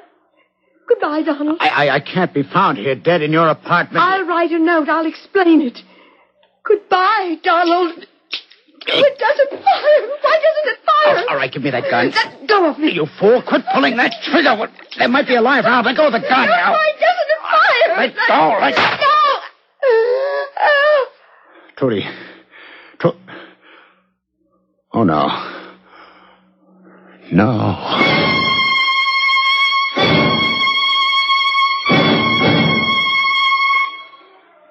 Good morning, darling. A delightful breakfast. English muffins and Mendelssohn. Pour you some coffee. Thank you, Phyllis, dear. What time did you get home last night? Oh, very late. How'd the meeting go? The meeting? Oh, well, problems. Have any trouble? With the congressman? Yes, is there, anything new in the paper? Yes. There's been a murder. Unfortunately, that happens too often. We've become such a violent society. Who was murdered? Oh, her name was Gertrude Nelson. Well, you should know who she is. Should I? At first, the name didn't mean anything to me either. Then, as I read on, it said she worked at the Cloverdale Country Club. Well, that's our club. Yes. And it's Trudy. Trudy? Yes, Trudy. The stunning blonde-haired girl who was cashier in the coffee shop. Oh, Trudy. Someone broke into her apartment and shot her. Broke in? Yes. Well, there were signs of a struggle, as if she'd put up a fight. And a rear window was broken. Her empty purse was on the floor. Evidently, some money and jewels were taken. Do the police have any leads? Oh, the paper doesn't say. Oh, poor girl. She was sweet. The one that did this thing. Does he realize he snuffed out a beautiful young life? Or has murder become so ordinary, so commonplace? Oh, now, darling, it doesn't do to let your thoughts dwell on morbid matters. Besides, there's nothing anyone can do for her now. I'm sorry you're so upset. Oh, she was a poor girl trying to make something of herself. The world is so unfair. My darling, you have to accept the world for what it is. Oh, yes, I suppose so. Well, I must get to the office. But you haven't had breakfast? There's no time, dear. I'll see you this evening. Is something wrong? Oh, what could be wrong? I don't know. It's just you seem so abrupt and so preoccupied. As if something's troubling you. Oh, dearest. I look at you, and I don't have a worry in the world.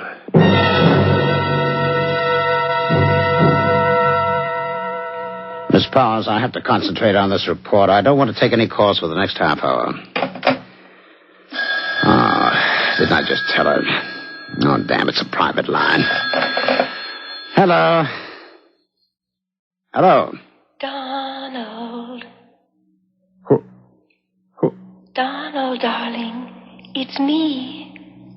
What is this? Me. Trudy. You're dead. I want you to know I'm very happy. Who is this? You would be happy here with me. Now, listen. With me. With me, Donald. Now, look here. We would be so happy together here, Donald. It's a joke. It's a practical joke. But who knew about Trudy and me? I was careful. No one knew about us. If anyone knew, they'd tell the police. Wouldn't they? Well, the police haven't called on me. They would if they knew. So if it isn't a joke, but... Oh, no, it can't be. The other thing either. It can't be Trudy. It can. It can't. It is. It isn't. Life is filled with questions. True or false. Multiple choice. We're always being confronted and tested. Particularly if we're involved with murder. But on this show, in addition to questions, you also get answers. A few will be delivered when I return with Act 2.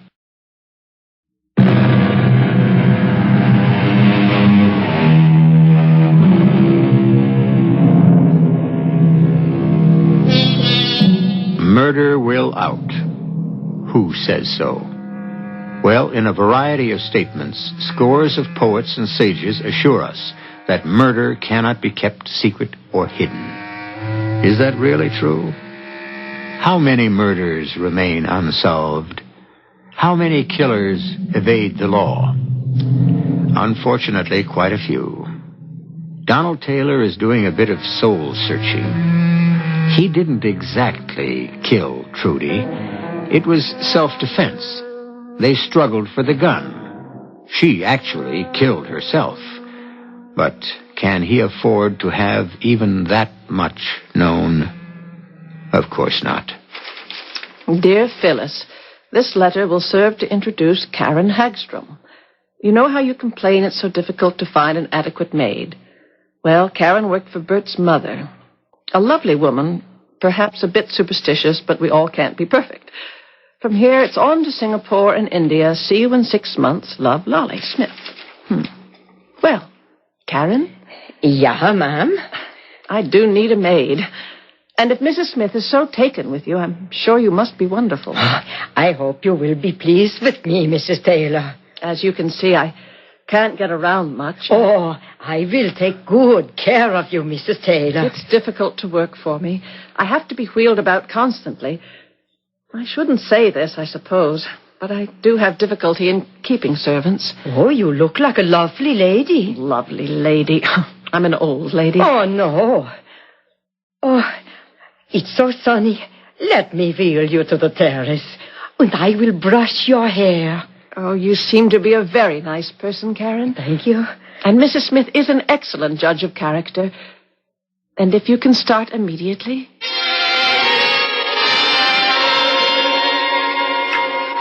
Darling, you look magnificent. I have a new maid. Well, I hope you can keep this one. Oh, yes, she's a perfect gem. Lolly Smith recommended her. She's worked for Bert's mother. She's so kind, so gentle. Oh, excuse me, dear. Hello. Hello. Donald, darling. Who? It's so wonderful here where I am. You'd love it. Who was that, darling? It's the wrong number. You seem so upset. Well, actually, it wasn't a wrong number. It was an obscene call. Oh, it's a dreadful world, Donald. Sometimes I don't feel so badly being out of... Oh, Mrs. Taylor? Yes, Karen. Oh, Karen, this is Mr. Taylor. Oh, pleased to know you, sir. How do you do? Will you want to wear the red sweater tomorrow? I'll wash it out. Oh, don't bother. Mrs. Prentice does the laundry. Oh, no. I'll do it myself. Ring when you want me to put you to bed. Well, I will, Karen. Thank you. Well, she seems capable enough. You know, as she stood here near the table in the candlelight, she seemed to remind me of someone. Oh, yes? Who? For just a moment. It was just the way the light reflected on her face. Oh, she reminded me of that poor girl. Which poor girl? The one who was murdered. Trudy. Well, how can you say that? Well, this one is at least 10, perhaps 15 years older. Now, darling, for almost a month, ever since that poor girl was murdered, you keep bringing up her name. I can't help it. Well, why? You hardly knew her. I mean, it's a tragic thing, but she was so beautiful. Do you know what I said to myself the first time I saw her at the club? For no reason at all. I said, if our little Madeline had lived, she might have looked like that. Oh. I'm sorry. It wasn't your fault. Phyllis. Don't say anything, darling. You don't have to. Well, I think of the child dead and you in the wheelchair all these years. We must accept fate and make the best of our lives. Oh, we have, haven't we, darling? You've been the most wonderful husband. Oh, let one of the servants answer, dear. Well, it's ringing on the private wire. Donald, darling. Was it the same? Yes. But, darling, who would know your private number? Let's put it from our minds. It upsets me. Darling, you can't afford that. I know. Perhaps I'd better get to my room. Oh, no, not again. Hello. Donald? Oh. Hello, Jim. Don, about that order we placed with you. You know, I've been thinking about it, and you could do a lot better. Just mull it over and get to me in the morning, huh? Regards to, Phyllis. Yeah, sure. Oh, just between us, pal. What a shame about that Trudy. She sure was something.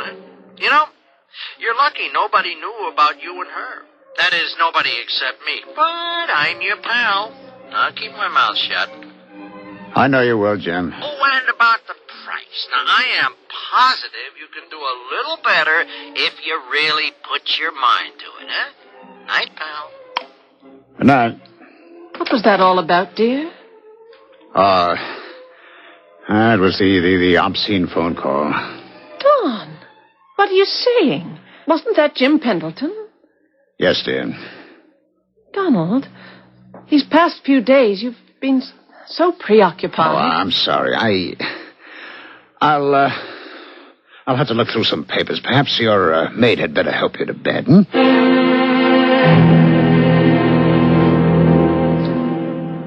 Oh, yeah, Mrs. Taylor. She was a witch. Oh, now, Karen, surely you don't believe...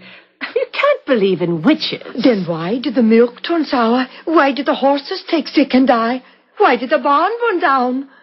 Answer that, Mrs. Taylor. Natural causes. So, and a witch is part of nature, too. A witch is a living thing.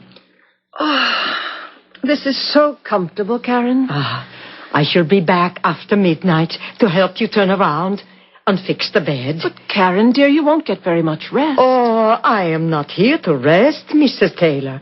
I'm here to work.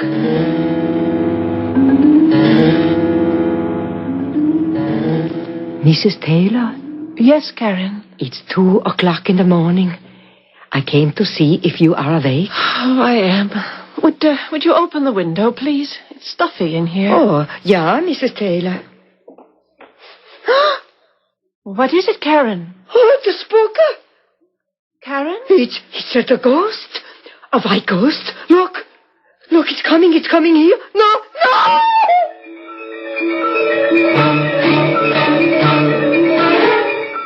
Oh, I am so sorry. I bothered everyone. Now, Karen, you know there's no such thing as a ghost. Now, where was this ghost, Karen? She came from the woods near the greenhouse and on the lawn. She? Oh, yeah, she. The white ghost. Oh, she's always a woman. And this woman, she had long blonde hair. She's always a girl who's been murdered. And she comes back. Now, that's nonsense. Oh, no. But it is true. She always comes back to the house of the people who have loved her to let them know she still loves them. But we don't know any girl who has been murdered. Yes, we do. But she was a stranger. I loved her. Now, look, it's time we all got to bed. Good night, Karen. I'll see to Mrs. Taylor. Yeah, Good night. Poor girl. She made it seem so real. Could it be true? Could what be true? She's convinced she actually saw a white ghost. Darling, you do need your rest. Try to sleep.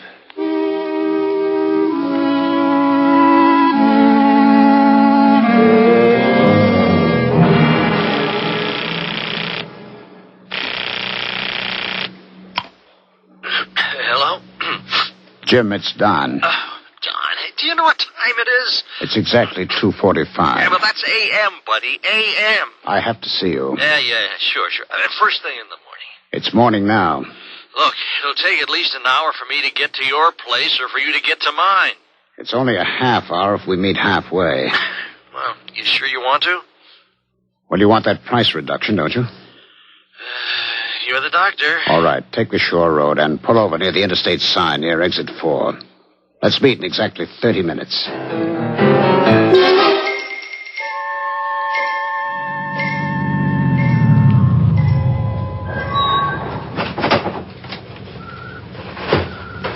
Don? Hello, Jim. Hey, what's all this about?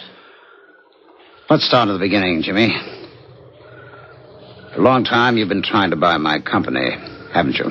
Don, it is 3:20 It would a.m. solve a lot of your raw material headaches, wouldn't it? Don, what are you driving at? But as chairman of the board, I've blocked the sale, right? Don, what? So, how do you get me out, huh? By making me look bad. Forcing me to resign. Forcing you to... Or else putting me in the middle of a scandal. Scandal? Or even try to drive me out of my mind. I don't know what you're... I don't know what you're talking... You don't know what I'm talking about, huh? Well, you're the only one who knows about Trudy and me. You could tell the police about our relationship, huh? You are crazy. Am I? You're applying the pressure on all three fronts, aren't you? Don, I am not going to do any such thing. It was you who hired an actress to pose on the phone as Trudy. And tonight you even had her get into some flimsy thing and float across my lawn as the ghost of Trudy. Now, Jim, you and I know there are no ghosts. That dead girls cannot speak on the phone. Look, I've heard just about enough. Oh, yes? Well, that's all there is. And so now... Don, what are you doing with that? What are you doing with that? What do people usually do with a gun? Kill, huh? No, Donald, we're friends. Yes, we were. Until you saw a way to get ahead of me. Donald, please don't kill me. Well, Jim, I have no choice. You could always go to the police, and then the story gets out, and I'm through. Don, I swear to you, I'll never... I'm sorry, Jim, I'm sorry. You shouldn't have hired some girl. I didn't. I swear to you, Jim, I never... I said I was sorry. But you just can't kill another human being. Oh, yes, you can, Jim. You can even get used to it. Once you've been in on it. No! Don, please, I didn't do anything. I don't even know what you're talking about.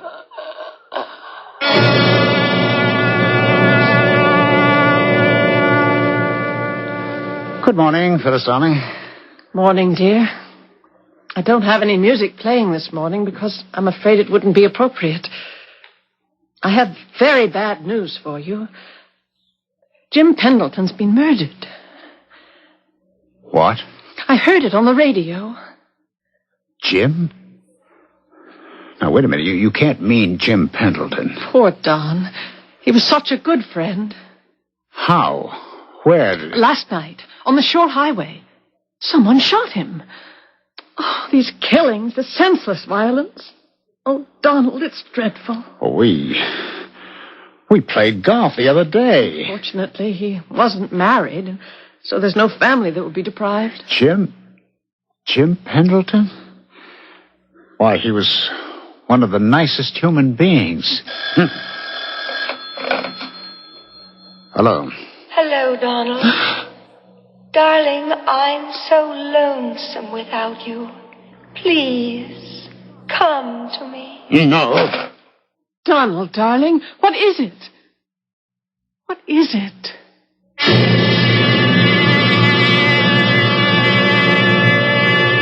What is it indeed? Or more properly, Who is it? Trudy, we know, is dead. And if Jim isn't paying someone to impersonate her on the phone, or to behave as her shade, then with what are we dealing here? For this kind of answer, you have to be here for the third act, which I shall bring in just a few moments.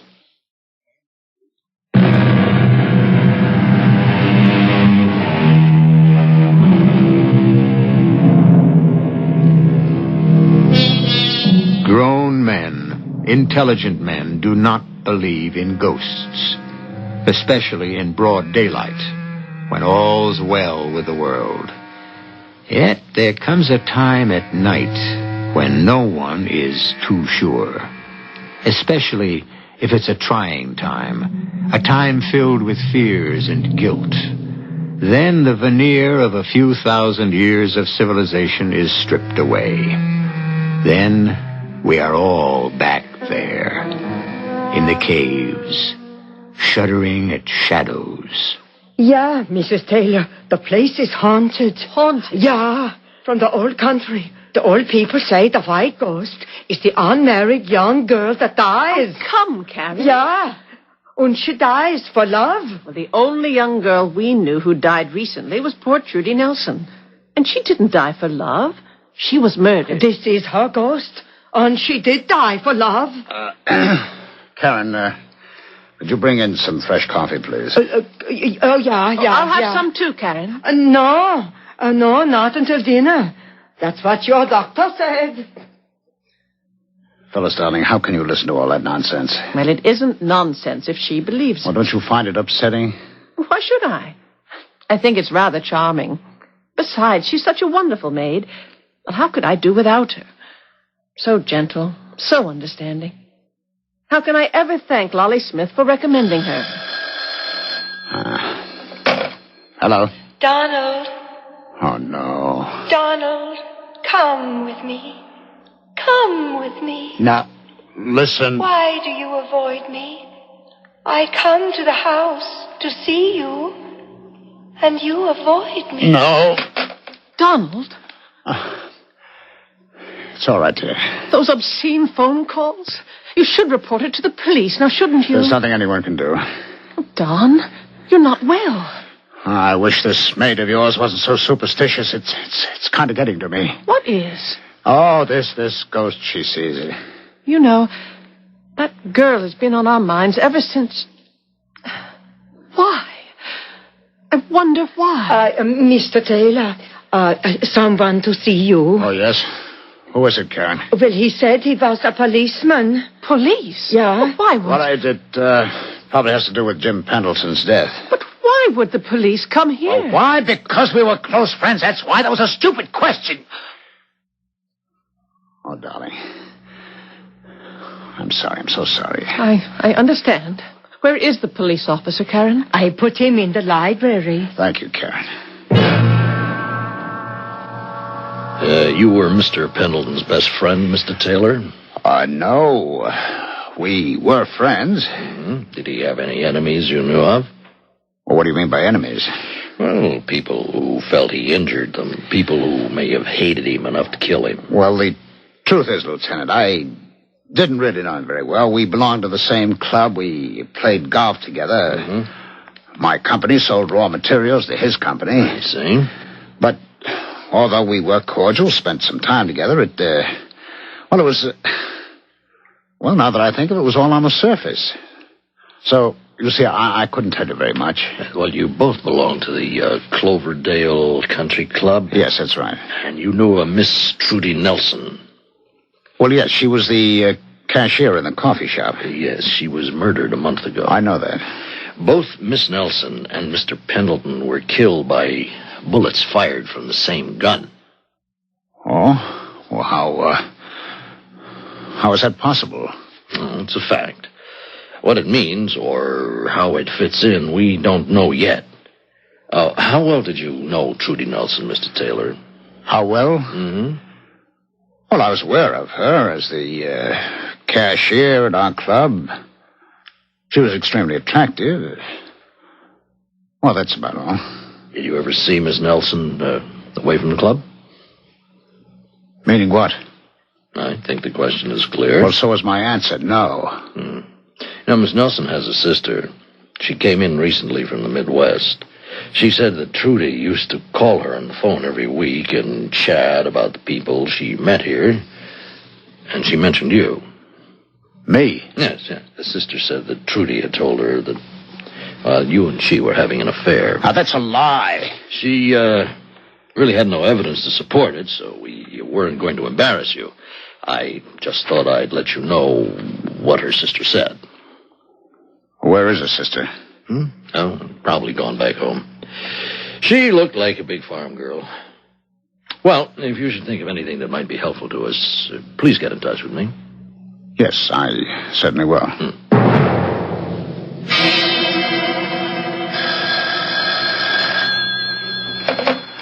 Hello. Darling, you're in danger. The police, they know something. What could the police know? The gun. Why did you use the same gun? Oh, poor Donald, you were not made to kill. You were made to love. Come with me. Join me. Join me. Hello. Oh, I'm going mad. I've got to stop this. I can't let myself go. I can't. Karen? Yeah, what is it, Mrs. Taylor? Do you hear something? No, Mrs. Taylor.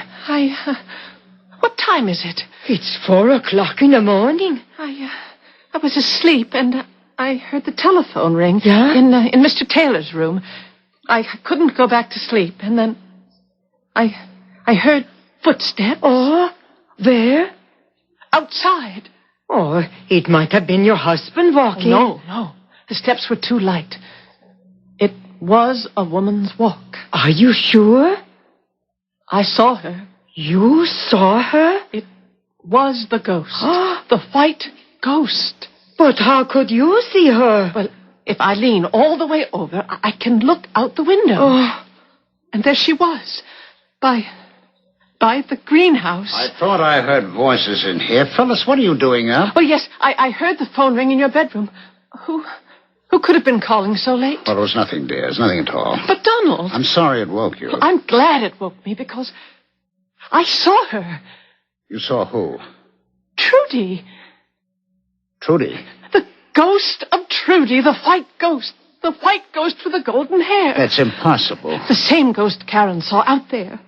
Oh, Don, tell her we understand. But, Phyllis, Darling, I'd go out there if I could. You must do this for me. Well, why? Why? Because I feel that if one of us told her we understand, she'd be able to rest. Finally. Phyllis, do you realize what Do it for me, Donald, for me. But it's madness. It's real. Donald, darling, it's real. I saw her. I saw the white ghost with my own eyes. Well, I can't... Are you afraid? But why? I mean, what's to fear? She was a fine young girl. How could she harm you? But, Phyllis, Karen.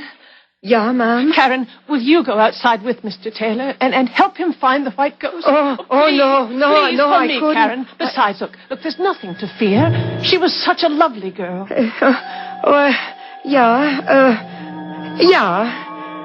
will go.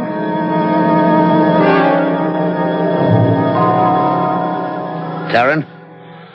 You've been around the other side of the greenhouse? Yeah, Mr. Taylor. Did you see anything? I don't know, Mr. Taylor. Oh, what do you have there? It's a gun. A gun? Well, what you saw, what my wife saw, was most likely a prowler. Oh, a gun is of no use against a ghost. Well, where is your ghost, Karen? I don't know. Ghosts do not come and go when we ask them to. They do as they like. Oh, I had better go back inside to the missus. Good night, Mr. Taylor. Good night. The thing to do is not to lose my head. Whatever is happening can be explained. Can be explained rationally. Explained somehow. What? What's that? Oh, no, it's nothing. It's nothing. It's nothing. There's nothing out there. And everything's all right. Donald. Who are you? Trudy. You're Trudy.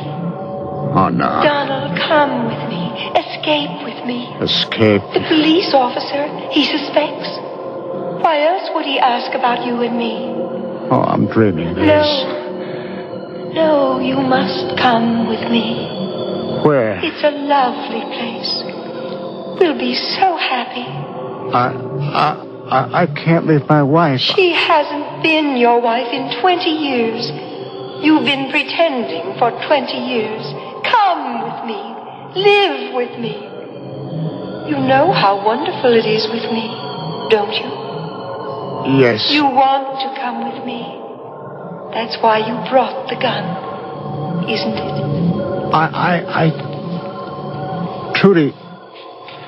Trudy, I didn't mean to kill you. It's just that sometimes I do things I can't control. I know. I didn't mean to kill you. I didn't mean But you didn't kill me. People who love each other never die.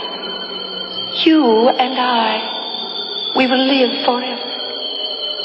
Now, look in my eyes and raise the gun slowly to your head. Don't look at the gun. Just look into my eyes. You won't feel anything. Just look into my eyes. Look, and...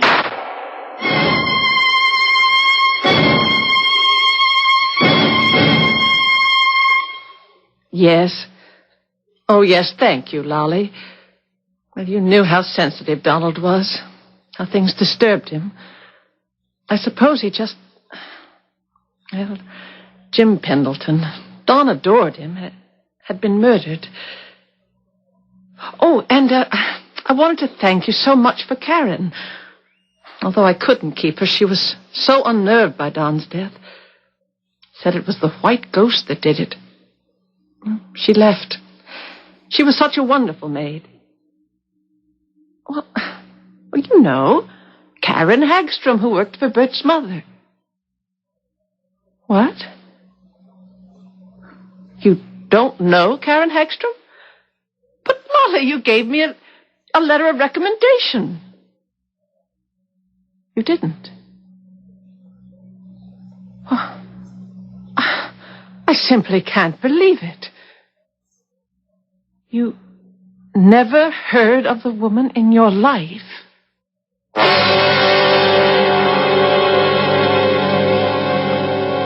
So, there you are. How do you want it? We are dealing with Trudy's ghost. Or Jim Pendleton did hire someone to pretend, and maybe no one told her to quit, so she just kept pretending. The police lieutenant said Trudy had a sister. Was that Karen Hagstrom? Well, that's what a properly told ghost story is supposed to do. Raise more questions than it answers. I may have more in just a few moments.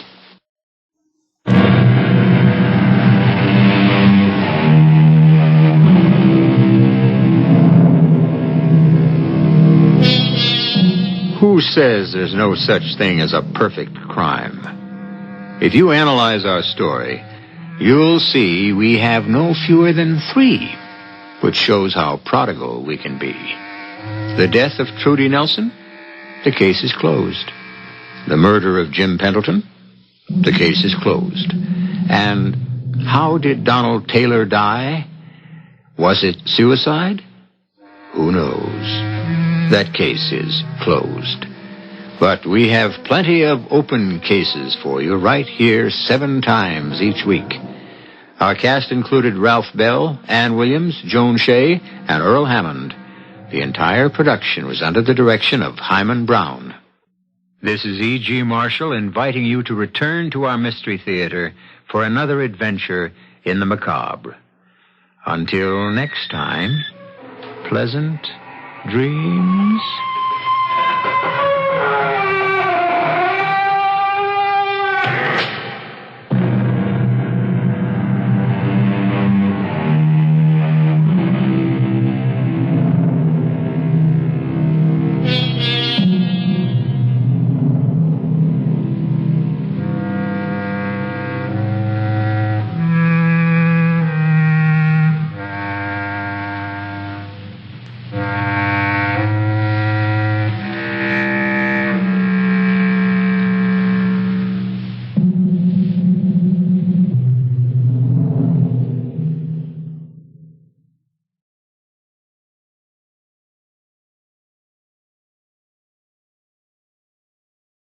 The CBS Radio Mystery Theater presents...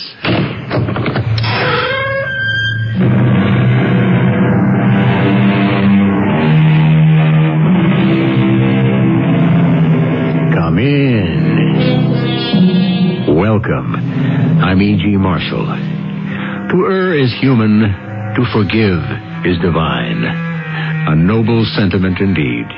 However, we who must make do on this less than perfect planet learn early on that the world is not run by noble sentiment. And while one may find error everywhere at hand, one must travel far and long in search of forgiveness.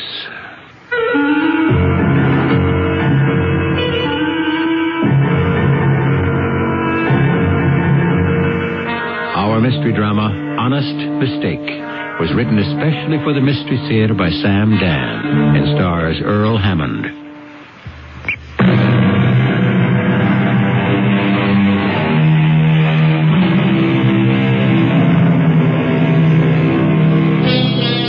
We're told that man must earn his living by the sweat of his brow. Therefore, we must assume that all respectable people are gainfully employed.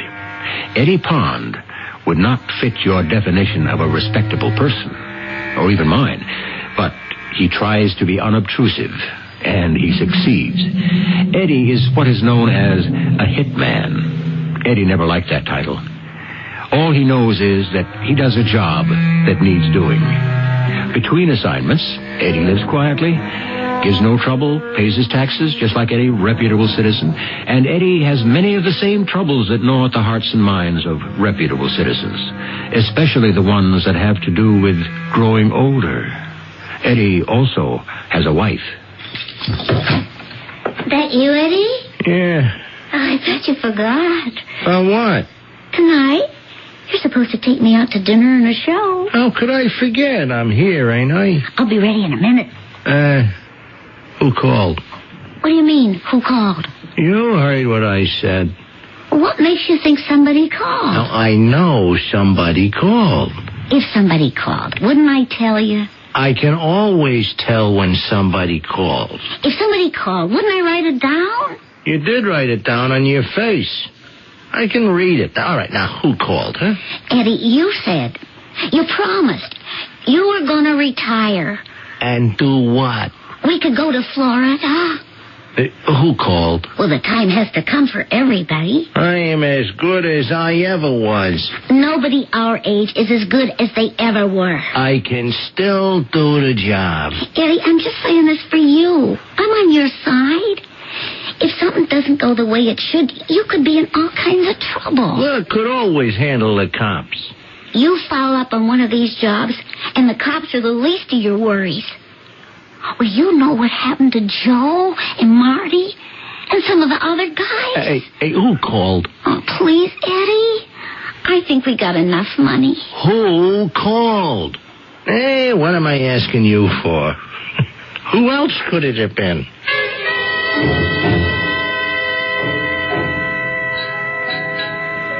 Yes, Eddie. I called you. Yeah, you got me, Mr. Smollett. How do you feel? Hey, great. Some of my associates seem to think, well, they say you're slowing up slightly. But who says that? Oh, it doesn't matter. Is it true? Hey, let me hold on my hand. Hey, you see it shake? Steady as a rock. Eddie, we go back a long, long time. Yeah, we sure do. I know. I'm not as spry as I used to be. Come on, you don't look a day older, Mr. Smollett. Eddie, don't be afraid to turn me down. Well, why should I turn you down? Too many of us need the money, and so we force ourselves to go that extra mile. We take that fatal journey. Oh, well, you know me, Mr. Smollett. I'm fixed pretty good. Yes, I've heard you've invested judiciously. Yeah. It's all in blue chips. Why do you want to keep active? Why do you? The usual fee. Okay. Now, this particular individual is slated to testify at an upcoming trial. This would be extremely embarrassing to certain, friends. Oh, I understand. His name is Roderick T. Hammersmith. Gee, and he's the only Roderick Hammersmith in the book. When? Let's say the meter is running as of right now. Okay, Mr. Smollett. Don't worry about it. Oh, I have to worry about it because of the important federal involvement.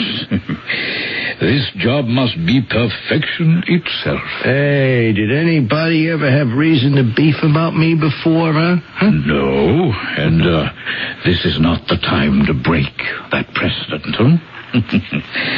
I am, as they say, going out on a limb for you. You got nothing to worry about, Mr. Smollett. It's going to be like shooting fish in a barrel. Oh, I hope so. For your sake, Eddie. I think I'll have another couple of eggs. I don't like this, Eddie. I'm hungry. Oh, you always overeat like this when you're... Will you quit being nervous, huh? I just hope it isn't some honest, law-abiding person. How about them eggs, huh? Will it be today? What are you asking so many questions for, friend? Well, I'll just breathe easier when it's over. Well, you see, first I got to get to know the guy. You know, what he looks like, his habits, and so forth and so on. I hope this will be the last of them. Will you just go in the kitchen and prepare them eggs, huh? Oh, and before you go, hand me the phone book. All right. Here. Thanks. Hey, Hammersmith. Here it is. Hammersmith Albert. Hammersmith Donald. Hammersmith Frederick T. 981 Balsam Drive.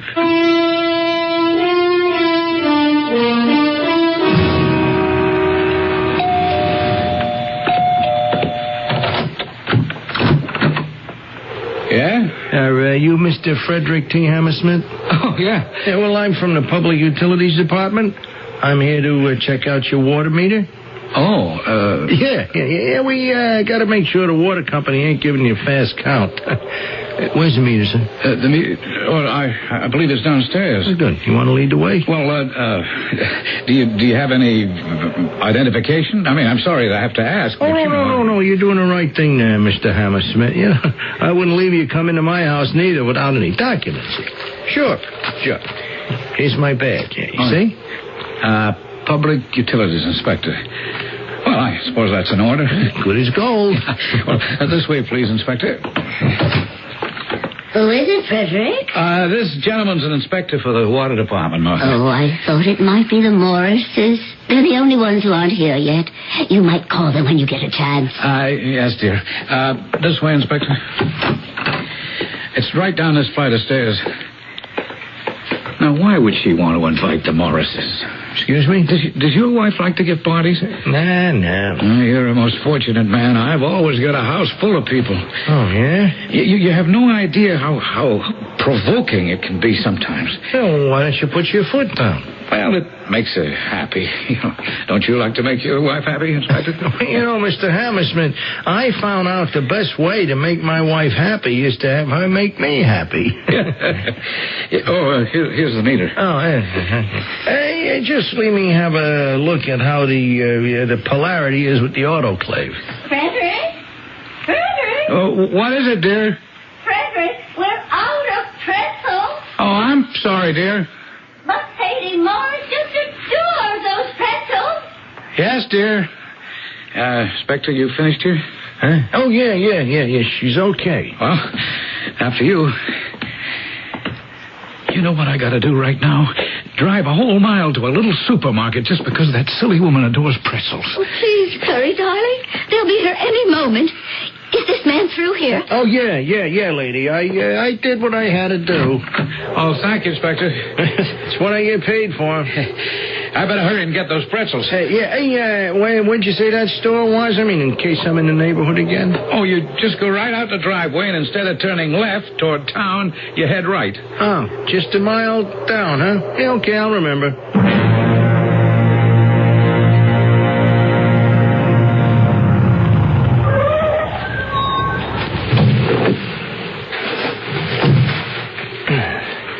He has to slow down for the sharp curve here. So, if I just stay behind these trees, I got just the perfect shot. Just perfect. No, the pretzels will be all. Thank you, Mr. Griswold. Goodbye. You're right.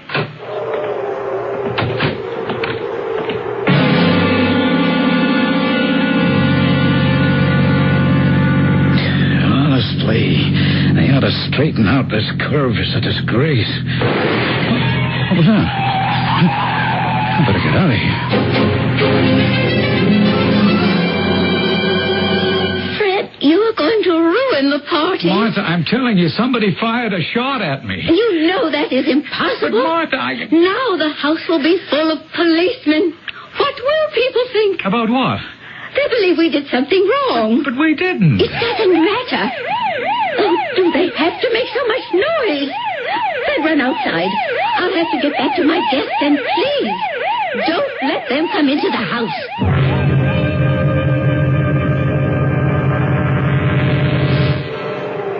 This is it, huh? Yes, Lieutenant Flowers. Well? It could have been a stone or a pebble. But look at that hole. It has to be a bullet. You see how the glass shattered? A stone could also shatter the glass. In that spider web configuration? No, I'm positive it was a bullet. Okay. It could have been a bullet.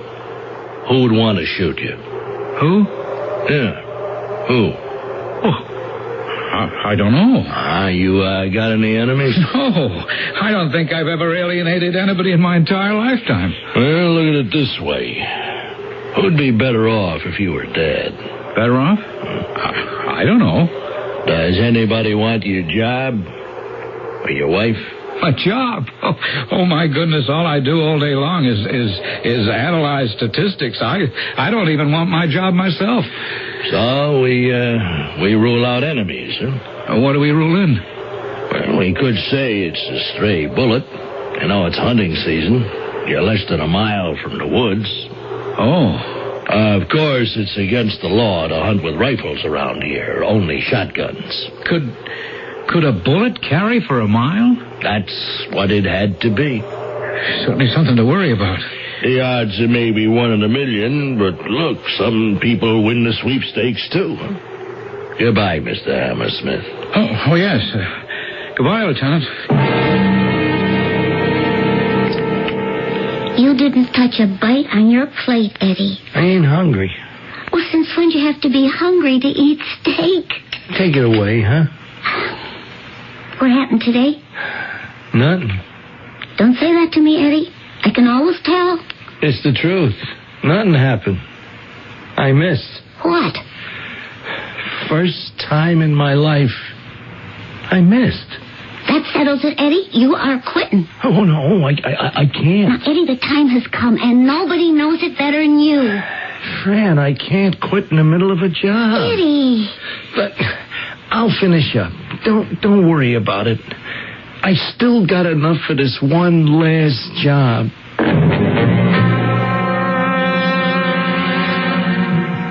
This is the world we live in. Everything is now a craft, a profession. And all the craftsmen have the same problems, the same fears. And their wives are the same as wives everywhere, who accept what their men do as the more or less normal state of affairs. What does your husband do for a living, Mrs. Pond? Oh, he's a hitman for the mob. Perhaps we're not quite there yet, but in this mad world of ours, everything happens sooner or later, including Act 2.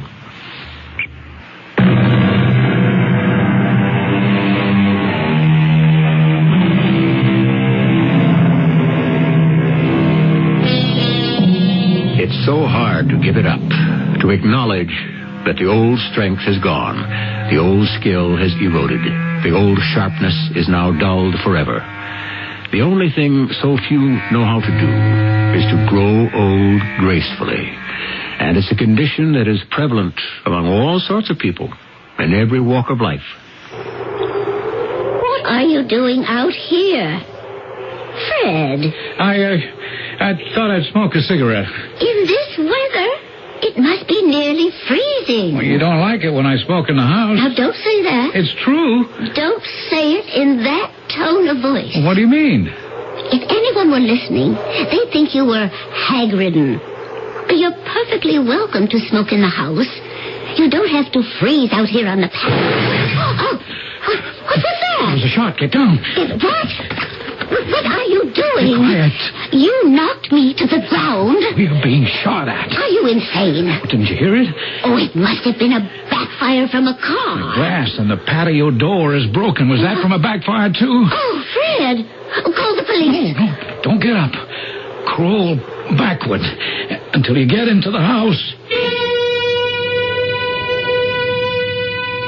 We were standing on the terrace. Just standing. I was never so terrified in all my life. Lieutenant, I don't think this was a stray bullet from some hunter's gun. No, I guess not. Lieutenant Flowers, you must do something. You were standing on the terrace. And there was a shot. I could hear something whine past my ear. And it smashed through the patio door. Well, then the bullet must have come into this room. Did you look for it? Look for it? Whoever thought Frankly, of Lieutenant, we were too frightened. No. Martha, what is it? My brand new leather couch. There's a hole. Hey, that's where the bullet must have gone. Lieutenant, put away that knife. I just want to get the bullet out of there, Mrs. Hammersmith. Ruined. Absolutely ruined. You're lucky, ma'am. Lucky? Sure. If it hit the brick wall of the fireplace, or even the plaster wall, or gone into the wood, it would have been smashed out of shape. But here it was stopped by a soft mass, you see? And it's perfect. Maybe we can trace this. Yeah. You folks are sure lucky. Lucky? A $4,000 couch is ruined.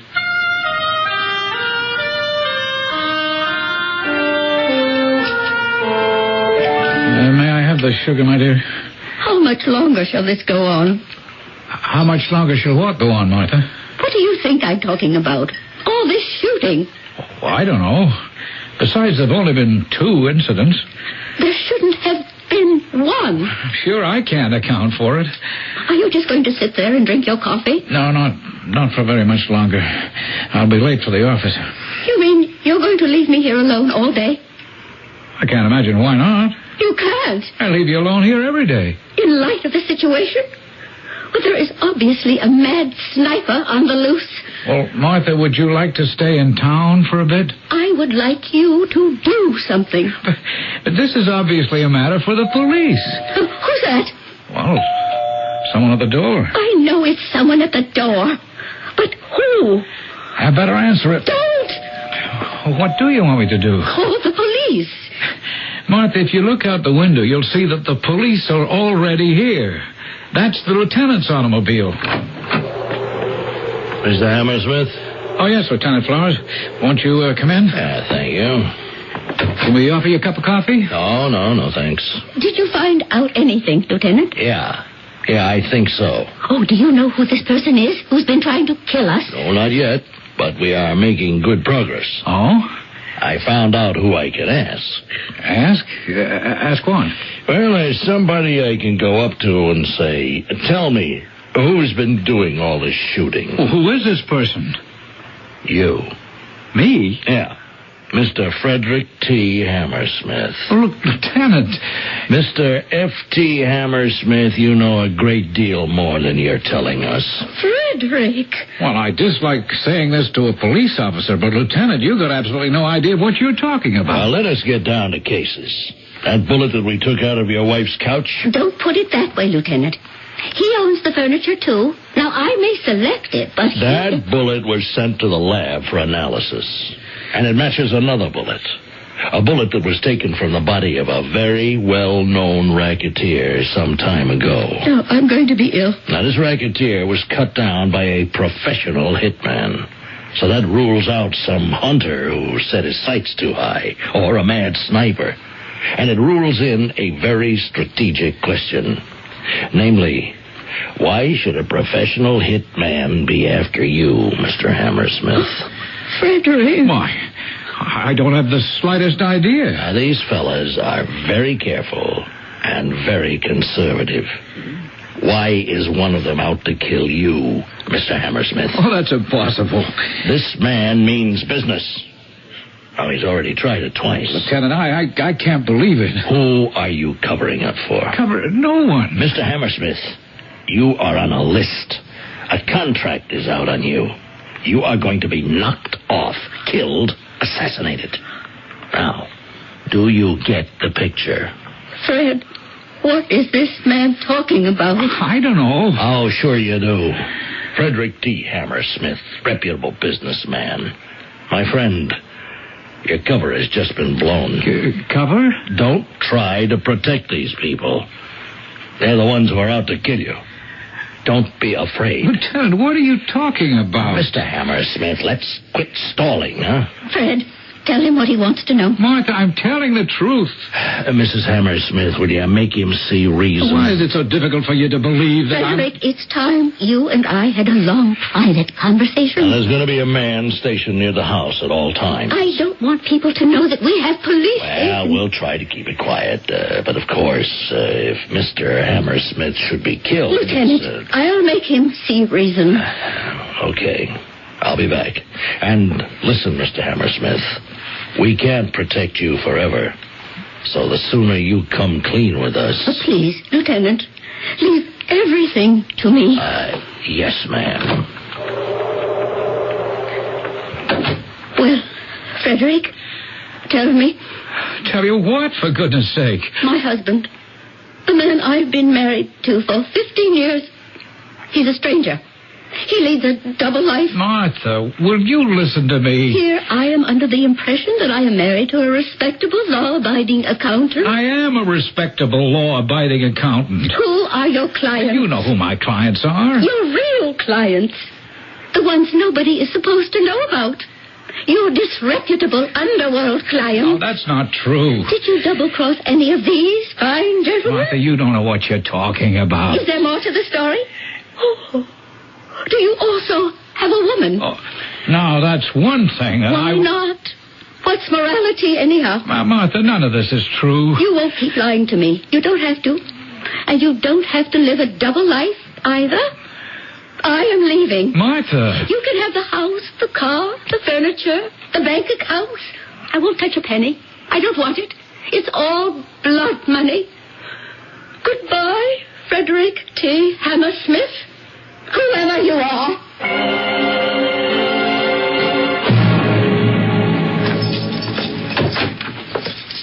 Is that you, Eddie? Yeah, I think I'll go to sleep. You want something to eat? Nah. Oh, Eddie, give it up. Give what up? The job. It's gone bad. I can tell. You can't get to this guy. Yeah, well, the cops can't watch him for the rest of his life. He can't duck me forever. But you don't have forever. They're going to get impatient. Well, nobody said a word to me yet. This Mr. Smollett. What do you know about Mr. Smollett? You talk about him all the time. I never said a word to you about... Hey, wait. You mean I talk in my sleep? No. You talk in the shower. Sometimes a job don't go exactly the way you plan it. This one didn't. But you gotta stay with it. Eddie, you reach a certain point. Yeah, I know. But I didn't get there yet. Eddie, get out of it. You say to this Mr. Smollett, this thing I can't handle. Hey, I never had to say that to him in my life, and I won't start now. If you knew enough to quit while you were ahead, you wouldn't have to. Now, please, Eddie, don't get mad at me. But you know yourself. It's gone. The old confidence. Hey, That's not true. Lie to me, Eddie, but not to yourself. No, wait, there's one thing that you don't understand. In this racket, you don't beg off. Look, I can't go to Mr. Smollett and say this thing ain't for me. You'd be better off with a new guy. Eddie, let's get out of here. And go where? What's the difference? Florida, California. It's a big world. Oh, no, it ain't. You'd be surprised what a small world it is when a guy like Mr. Smollett is looking for you.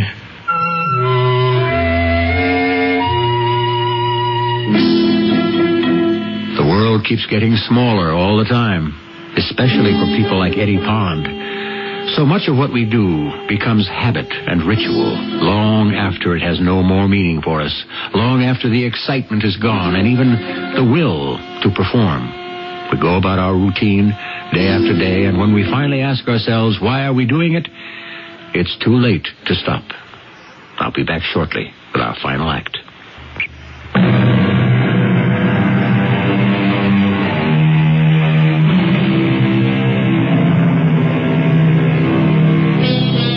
Better one's own duty, though imperfect, than another's duty well performed. This bit of wisdom comes to us from the Sanskrit.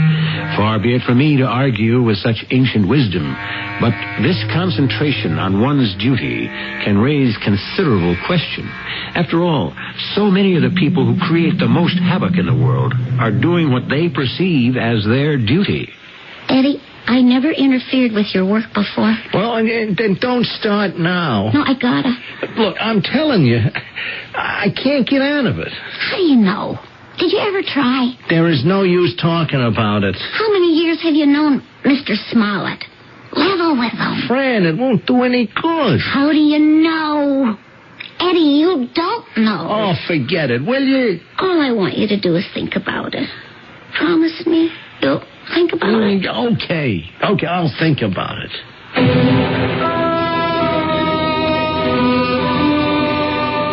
I don't understand you, Mr. Hammersmith. Your life isn't worth 15 cents. Your only hope is to cooperate with us. Look, I'm willing to cooperate. I just don't know how. It's quite simple. Just tell us about these people. Which people? This sense of loyalty. Now, believe me, it's a perverted sense to begin with. There's no honor among thieves. Now, I've been a cop for 25 years. Oh, you're determined not to believe me. Look, I am Frederick T. Hammersmith, a certified public accountant. We know who you are. We've investigated you inside out. That's the life you lead on the surface. That's the tip of the iceberg. The real thing is underneath. Lieutenant, I don't know what I have to do to convince you that Place yourself in my position, huh? That shouldn't be hard. You're a man who deals in facts and figures just like I do. You're a detective. You're called into a case where a man is obviously marked for assassination. What's the point in all this? Now, we know the assassin is a high-powered professional hitman who has been employed in some of the most sensational killings in underworld history. Now, he must command a fabulous fee. He's not wasted on small fry. Well, Mr. Hammersmith? Well, what? Well, wouldn't you suspect an underworld connection? Come on, be fair. Be impersonal. Yeah, but it has... No buts. I'm telling you, it's a mistake. These people don't make mistakes. Why not? They're human, aren't they? No, I don't think so. Now, you want these guys to get away with it, Mr. Hammersmith? We are the only chance you've got. Well, I know that. So talk. I don't know what to say. We can't keep you under wraps forever. Just remember that.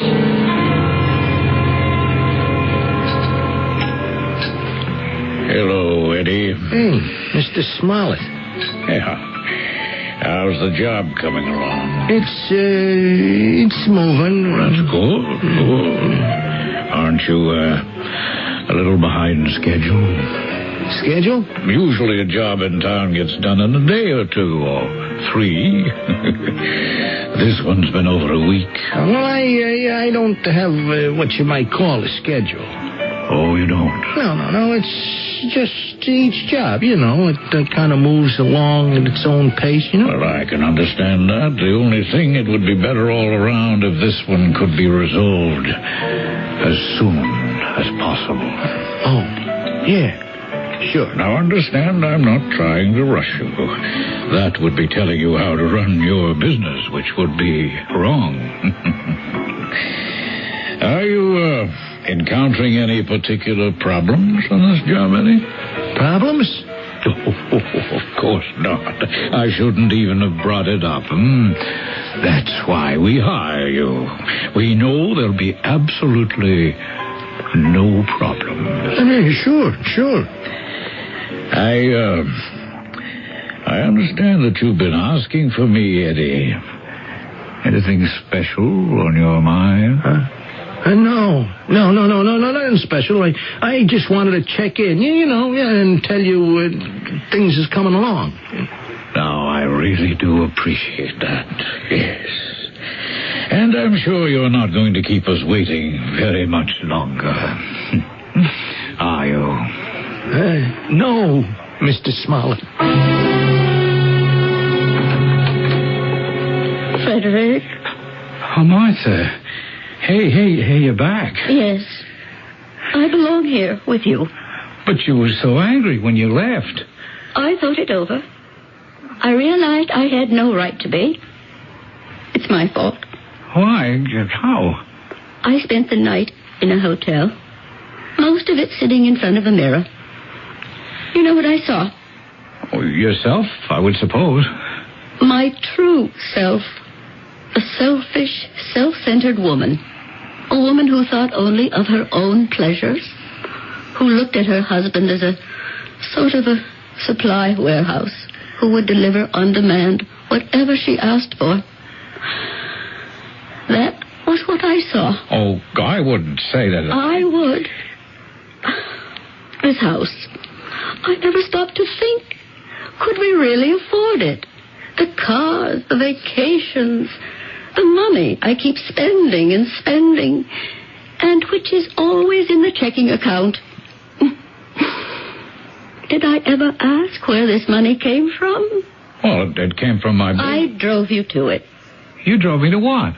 To whatever shameful activity you were forced to pursue in order to satisfy my insatiable demand for things.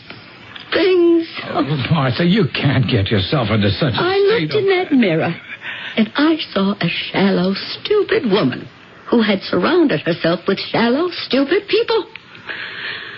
Oh, my place is here. I am your wife. No matter how low you have sunk into crime and corruption. Now, Martha, cut that out. You stop it. Oh, Fred, I've heard enough from you and everybody else. I don't know why some idiot hoodlum is trying to kill me. But the police say he's a highly skilled professional. I don't care what anybody says. I know the truth. And you know where my money comes from the sweat of my brow and the crick in my back. I make a lot of money because I do a first-rate job, and my clients know it. Don't shout at me, Fred, please. Well, maybe I should have yelled at you 10 years ago. I am only trying You're only trying to put on a noble, self-sacrificing act. I am only trying to help you. Well, then help me, Martha. Help me in the right way. The right way is to confess to the police. Well, if that's what you think, I don't need you. You can stay away. Why, Fred, you never said a thing like that to me before. Well, maybe I should have. Now, do you believe me? Yes. Yes, Fred. I believe you. There's no point in talking to the police. Let's just see if we can figure it out. Now, it started on Saturday, right? The day you had the party for all the shallow people. Now, don't say that. I'm only repeating what you said. Who was that idiot woman who needed the pretzel? Sadie Morris. I remember, yeah. I had to go to Grizzle's Market to pick him up. Now, coming around where the road curves, someone was waiting in ambush. Someone who knew that I would be driving that way. Now, who knew I would be going to the store and back? I did. Yeah, but who else? I guess no one else. Well, technically, I suppose he knew, too. He? The fellow who was in the basement with you. He heard me ask you to go to the store. Who was in the basement with me? Oh, wasn't somebody inspecting the oil burner? or something? Yeah, the inspector. That's right, from the Public Utilities Department. Sure, he was checking out the water meter. Oh, but he wouldn't. Wait. The green truck. What green truck? It was a van. He drove a green van. Yes, but what does that indicate? Well, as I slowed down to take that curve, I'm sure I saw that green van. You mean the meter inspector? Hand me the phone book, will you? Oh, Fred, Please, hand me the phone book. Oh, yes, all right. Let me see. Over here is City of... Wait a minute. Public Utilities. Yeah, here it is. Let's see. But what are you going to find out? Just a minute.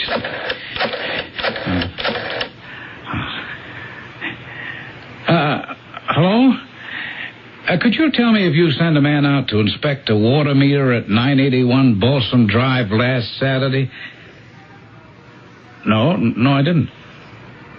What's that? Oh, I see.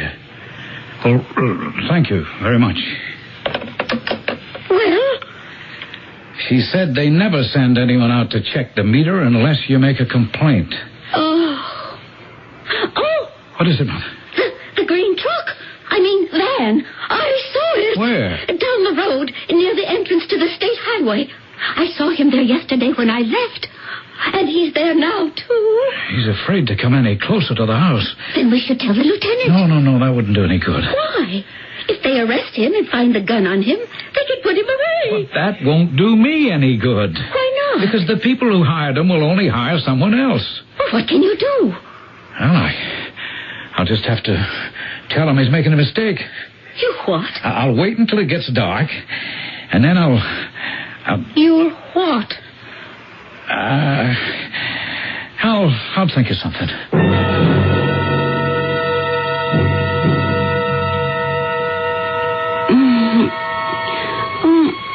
Fred, would you mind closing the window? Fred? It's getting cold. Fred, please close it. Fred?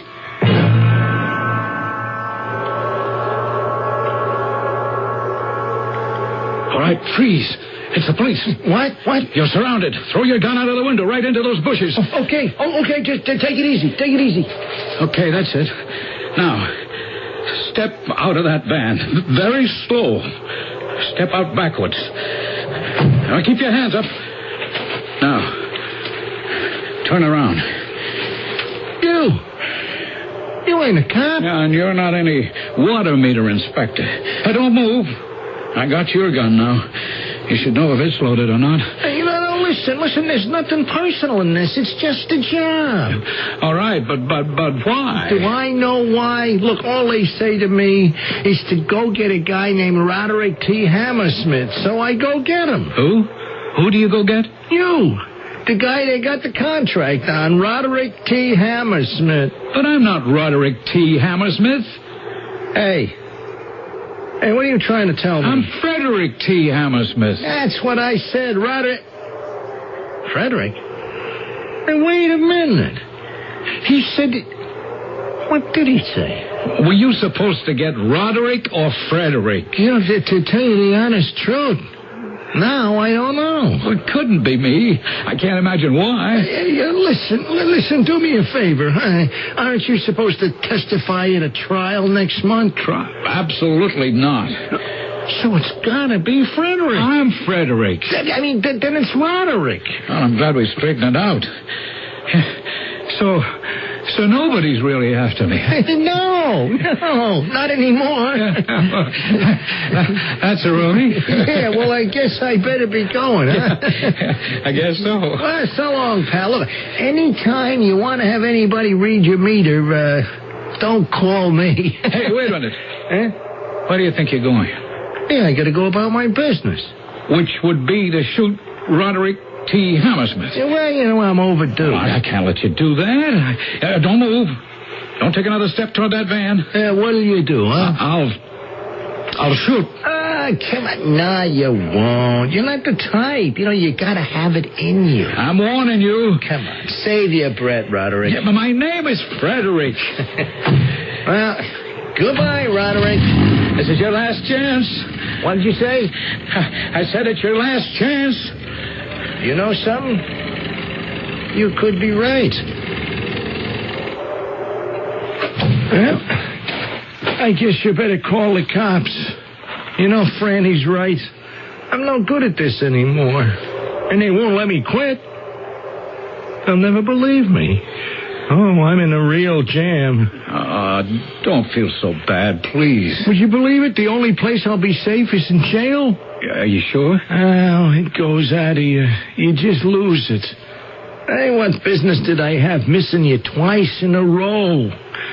No, I gotta retire. Hey, I'll let the cops pick me up.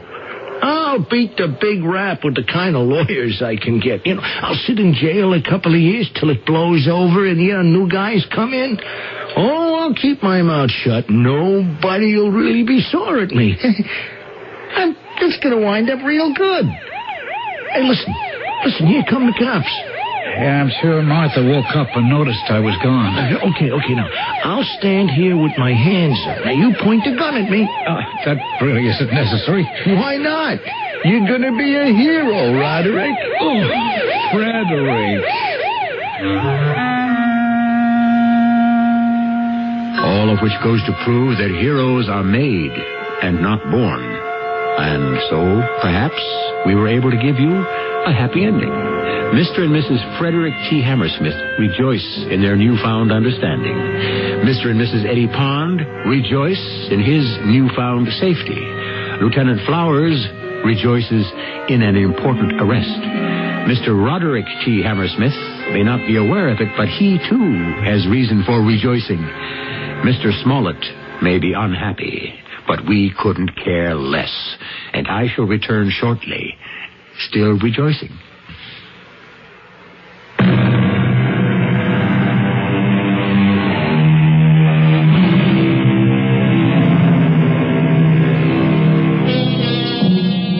Honest mistakes. They can even be made by dishonest people. Although we could hardly call our friend Eddie Pond dishonest. He was what he was. And what he was happens to be a fairly honorable profession, especially in the Middle East. Years ago, a hitman would partake of a considerable amount of hashish before going out on a job.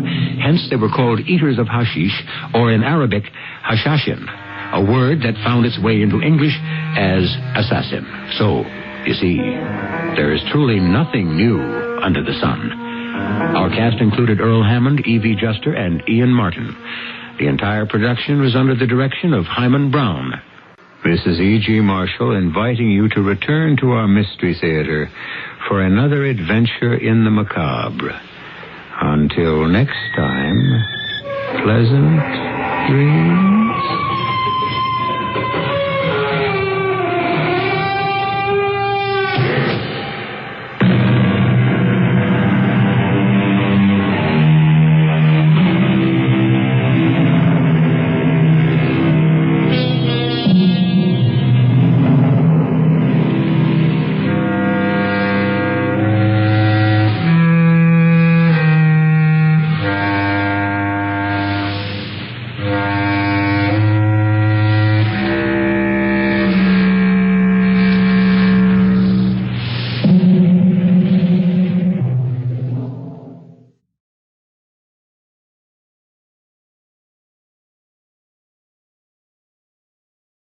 The CBS Radio Mystery Theater presents...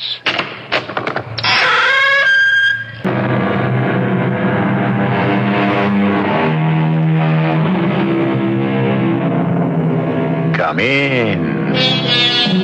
Welcome. I'm E.G. Marshall. Among the more expensive and certainly the most relaxing of pastimes is the institution of the Caribbean cruise.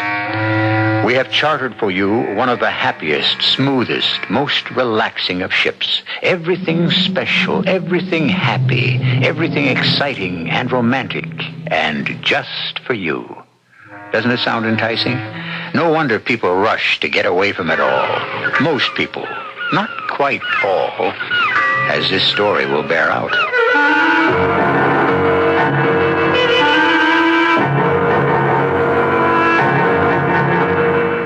Our mystery drama, A Matter of Customs, was written especially for the Mystery Theater by Ian Martin and stars Mary Jane Higby and Court Benson.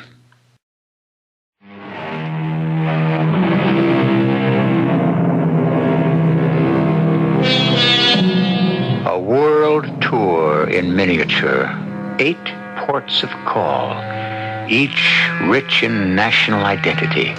Haiti, Jamaica, Aruba, Venezuela, Grenada. Oh, forgive me. You caught me leafing through the travel brochures again. I'm beginning to get the wanderlust myself. I mean, just listen. The most gorgeous white beaches in the world.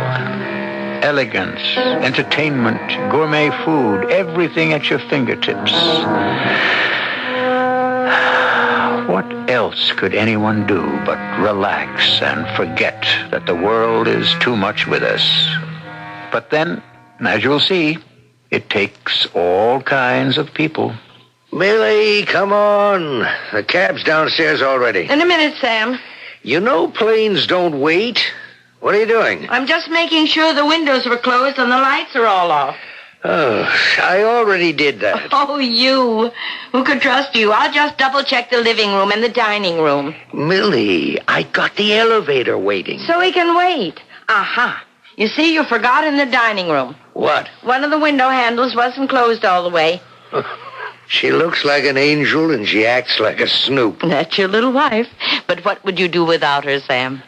If you don't get a move on, Millie, you will be without me. You got everything. Why else would you put up with me for 35 years? I wonder I did. Got tickets? Yes. The passports? We don't need them, but yes. Credit cards? Traveler's checks? Yes. I've got them all. Your glasses? They're right in my pocket. The extra ones? I put some in the big bag. Just one more thing. What, Millie? Just this shopping bag. Millie, you can't take anything else. We're overweight already. What's in there? My detective novels. You know something? You should have been the first lady cop.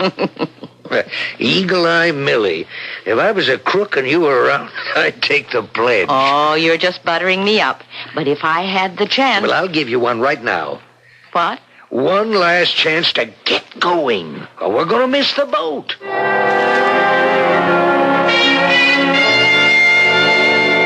Will you move it, Howie? We got to get out to the airport. What's the hurry, Wanda? I ain't all the way awake yet. 5 in the a.m. It's a charter flight. We got to get there early to get good seats. Look, once you get to the boat, you can sleep all you want. If I can sleep for running scared over this deal you got me in. Listen, it's the best break you ever had in your life. Who says? Me. You weren't doing so hot on your own. At least I was clean. Yeah, that's only because you were clean that they wanted you. That's why I could get you the break with the organization. Look, now, can we get this show on the road and you out of the bathroom? Okay. You get the elevator and I'll get the bags out on the landing. I'll help. I got my own cosmetic bag. And give me a sling bag. That bag, that's all I can take ashore, huh? It's got everything you need. Overnight stuff, change, your razor to shave the beard off. You got your old passport with the right picture? Don't worry. It's my key back home. Unless... What do you mean, unless?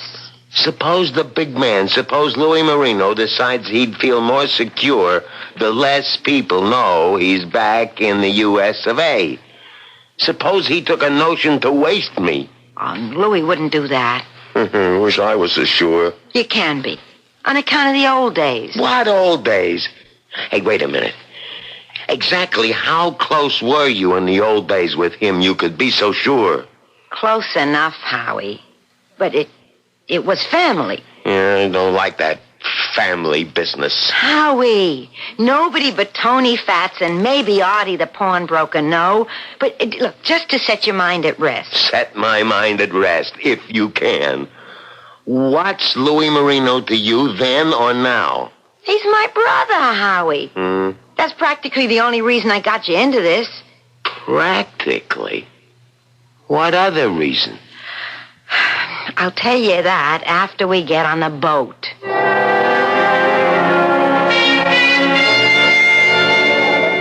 May I see your tickets, please? The guy already took them. I just want to look at the folder to get your seat number, sir. That's row 8, C and D. The 2 aisle seats, 8 rows back. Hey, wait a minute. We don't get to sit together? I'm sorry, sir. You're quite late. Just 6 more passengers, and we'll be taking off. They all have aisle seats, too.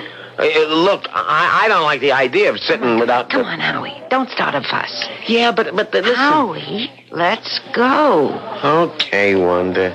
You take the one on the left. I'll take the one on the right. I'll put your bag under the seat, huh? You want to handle your coat? No, come on. We're blocking the aisle. Yeah, sure.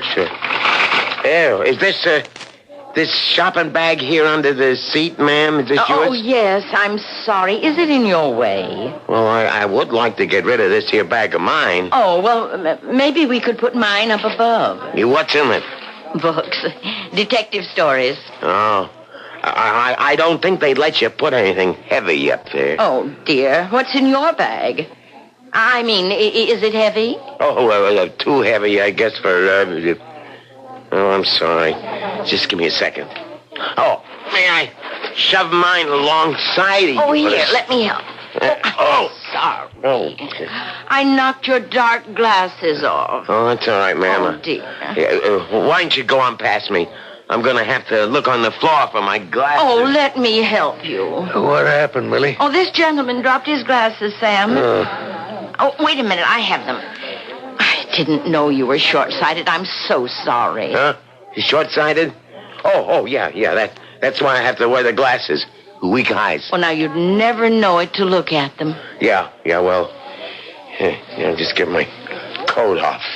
You all right, Howie? I've got some nosy old dame here wants to talk my ear off. Listen, my guy next to me doesn't speak English. Want to trade? It could be safer. Why not? Mind if I join you? Well, there was a gentleman who was... That's my husband. Oh, dear, I hope he isn't mad at me. Why? I'm afraid I knocked his glasses off. My mistake. Oh, no, it isn't that. I just forgot he always likes to sit where his left hand is free. Oh. He's left-handed, in case he wants to write. He's a writer? Well, now, isn't that interesting? With his left hand, too. What books has he written? Have you... I don't think he'd want to talk about that. You see, he's on the cruise to get away from all that. Good morning, ladies and gentlemen, and welcome aboard Flight 854. Your pilot is Captain Turner, and I am Kathy, your chief hostess. We're about to taxi to the takeoff circle, so we must ask you to put out all cigarettes, bring your chairs to the upright position, and fasten your seatbelts. Such a nice cabin, isn't it, Sam? You say that again. Particularly under the circumstances. You mean because we got an outside room instead of inside? I think we got somebody else's cabin. Oh, so don't make waves. Particularly on an ocean voyage. Oh, look. We have a porthole and all. Yeah, I know. We'll have to write the tour people and thank them. We got such nice treatment. Oh, and that reminds me. What reminds you what? You know the fellow I knocked the glasses off of, who wouldn't sit with me on the plane but sent his wife to sit? Yeah, I remember him some. His wife lied about him. How? What way? Remember, she said he was left-handed? Well, he wasn't. Left-handed, that is. Who? The man whose wife sat next to us on the plane and never said her name. I'm lost. You don't listen. The man's wife said he wanted to have his left hand free because he was a writer. Yeah, well, if you say so. So how come when we came aboard with all the things to sign and all, he signed writing? Millie, I don't know. Maybe the guy is something or other. Are we on a holiday or aren't we? You know we are, precious. 35-year anniversary. Sure. So we'll concentrate on that and count our blessings. And we have more than enough. This wonderful cabin on top of it all. Except I do feel a little guilty. Maybe we're doing somebody else out of what they should have. Well, if we are, we'll soon find out. Meantime, like you said, why should we make waves?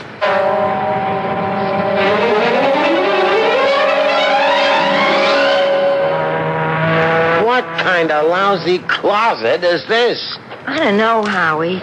Were we supposed to have an inside stateroom? Not the way I heard it, but... So why do we have to take a runaround here? What are you doing? I'm phoning that jerk who said he was the purser. I want to know what Don't the do idea... What are you talking about? Obviously, there's been a mix-up in cabin assignments. I'm going to get it straightened out right now. If I was you, Howie, I wouldn't. Why not? Under the circumstances, I figure the last thing we want to do is attract attention. Some gay little trip this is going to be. And how you figure Louis is... Well, who's aboard? The CIA? So, how would the man himself feel about this pint-sized hotbox? That's his worry when his time comes. Right now, ours is to stay real low-key.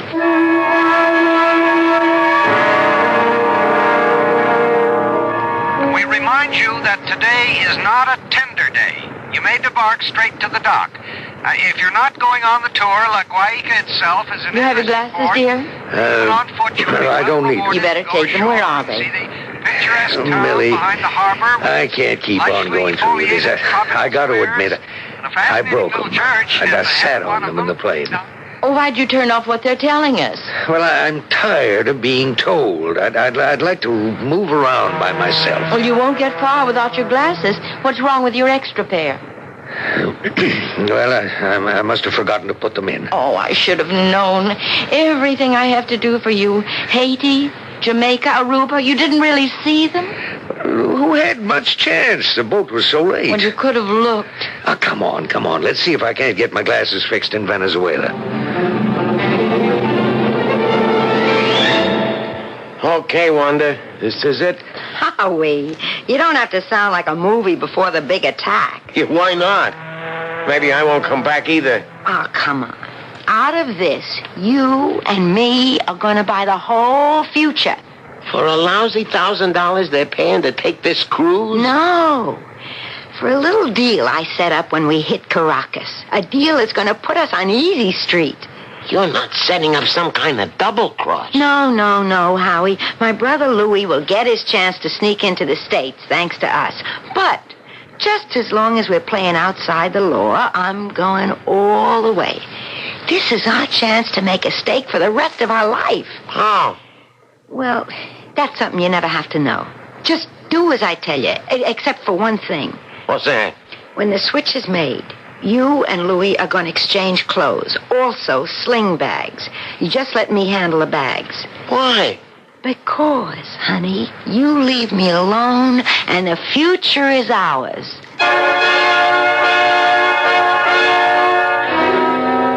As I said, it takes all kinds of people to make a world. The right ones and the wrong ones. It's obvious enough who are the wrong ones in our story, and by the same token, who are the right ones. But except for the fact they are cruising on the same ship, how could a simple couple like Sam and Millie Gorman affect Howie and Wanda's plans? I shall return shortly with Act 2.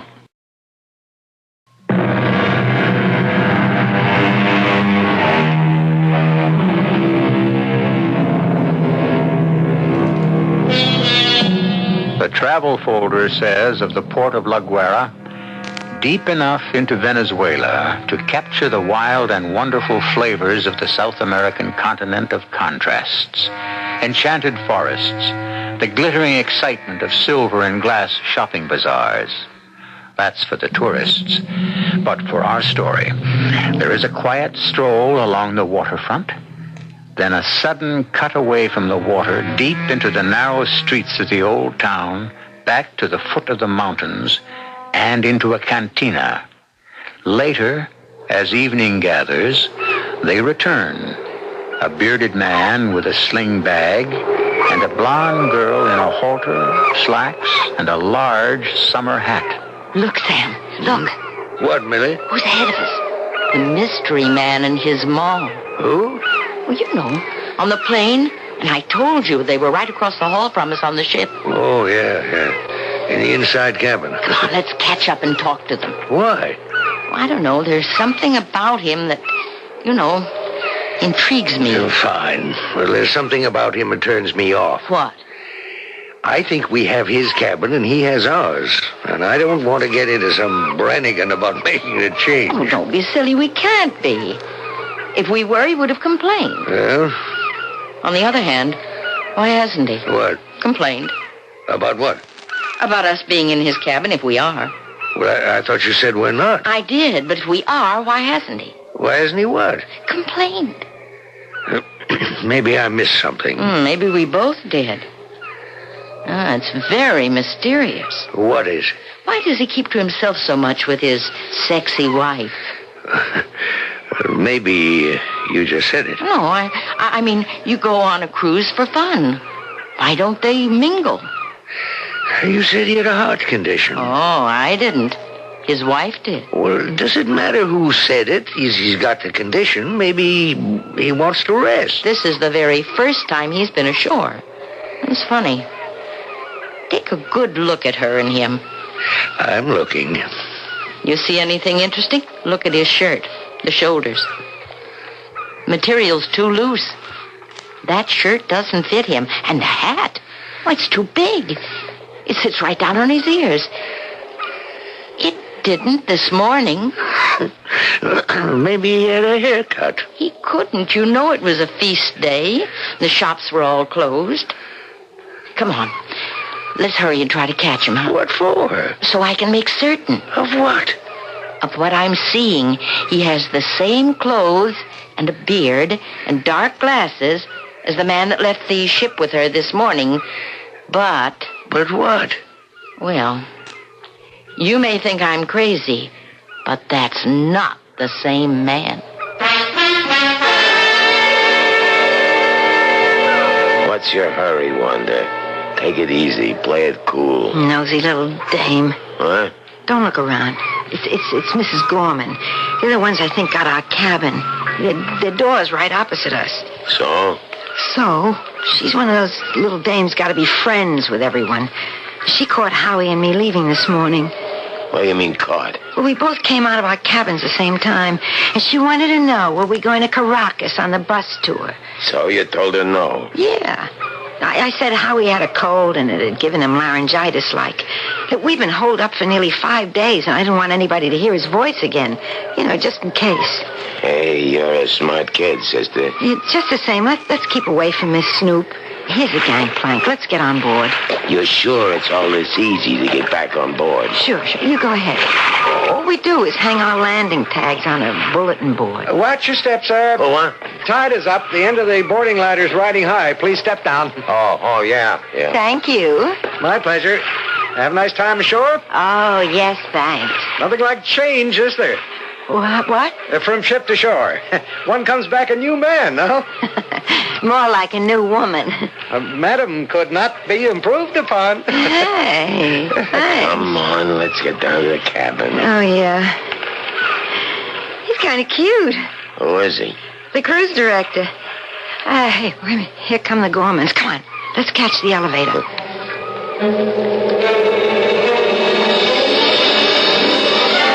Why'd you have to race me like that, Millie? I told you, Sam, I wanted to catch up with Mr. and Mrs. Rivers. Oh, dear. What is it? They just went down in the elevator. Maybe if we took the stairs in a hurry. Now, listen, Millie. That's enough of it. I'm not going to let you badger people just because of a hobby. I wasn't going to badger them. I just wanted to see if I'd guessed right. Well, that our sexy shipboard neighbor suddenly changed partners in the middle of the dance? Yes. Oh, that's ridiculous. You don't stop reading those detective novels and those spy stories. Oh, I'm sorry, Sam. It's just a game. You don't really believe that's another man? No. But wouldn't it be fun if it was? And we were the only ones to spot it?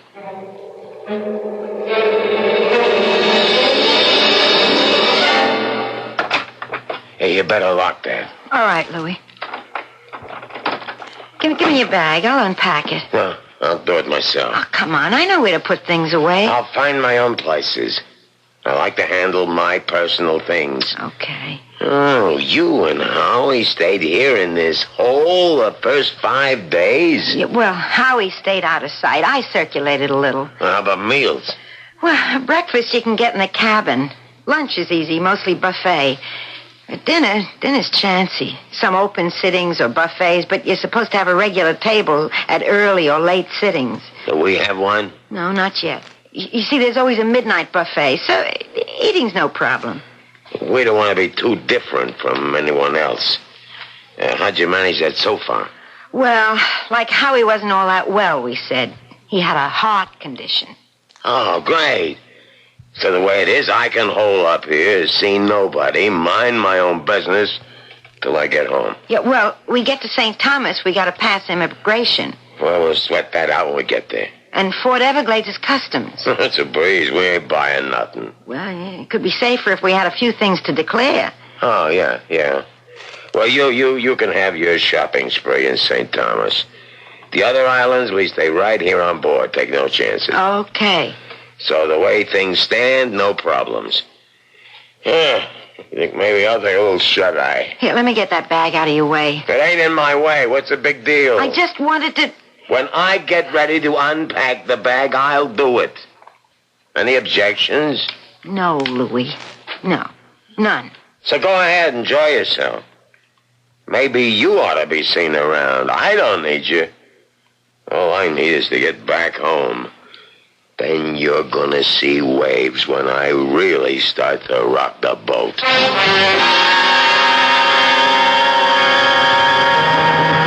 You don't want to play bingo tonight? I'd rather play Joker 7. The game of the girl who deals it. That's the name of the game. Why, you old goat. She's young enough to be your grandchild. What pleases me most is she isn't. You ought to be ashamed of yourself, Sam. And so should you. The way you've been going on about our shipmates across the corridor. Oh, I'm just having a little fun. Doesn't mean anything. It's just like me. Having a little fun that doesn't mean a thing. All right, Sam. You've made your point. I'm going to leave them alone from now on. That's great. We've made too many good friends on the cruise to pay any attention to two people who choose to be on their own. It's such a pity, though, the poor man is sick. Though, it is sort of the classic thing to do if you're up to any hijinks. What are you talking about? Well, in detective stories, you always have to look out for anyone who's sick or in a wheelchair or is supposed to have been in a coma ever since... Oh, for Pete's sake, Millie, don't start up again. You dressed? Yes, I am. Well, then come on. Let's get upstairs or topside or whatever they call it and dance. Yes, Sam. And you're going to forget that Mr. and Mrs. Rivers, forget they ever existed, right? Right, darling. I was acting silly. Come on, let's go dancing. After you, milady. Thank you, your earlship. I'm sorry.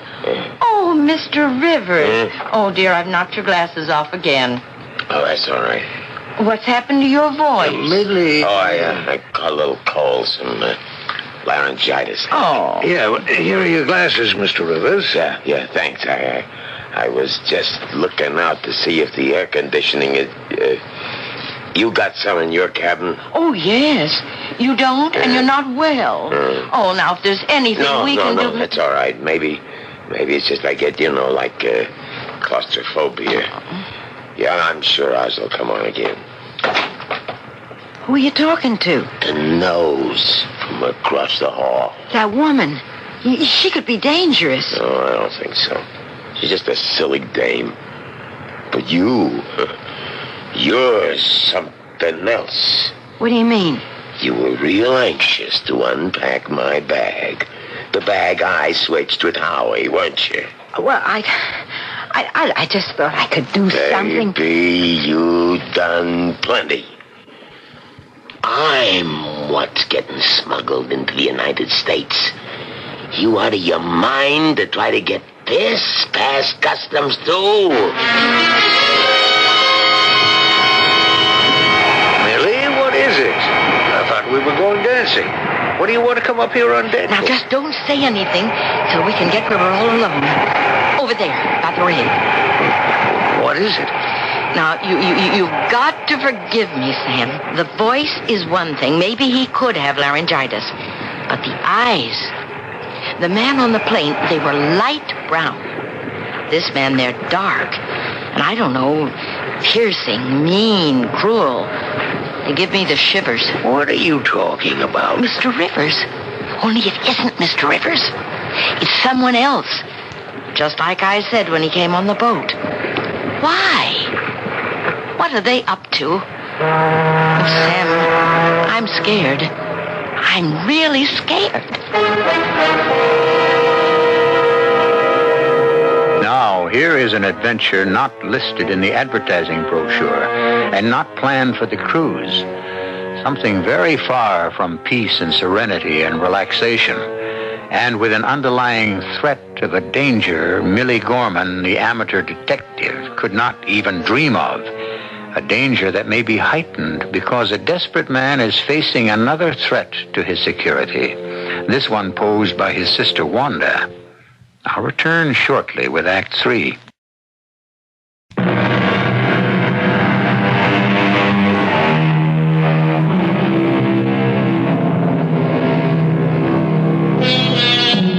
There's an Italian phrase, dolce far niente, which means literally delightful idleness, and by projection, a never-never land, a special world apart, the kind of dreaming, delightful peace a cruise is supposed to create, but which on this one has been rudely broken by two threats.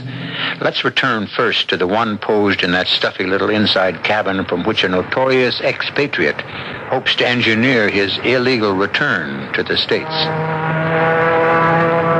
I didn't want you to find out about that, Louis. I figured it as a stake for both of us. You figured it as a stake for you, you two-time and little... No, Louis, wait. Listen to me.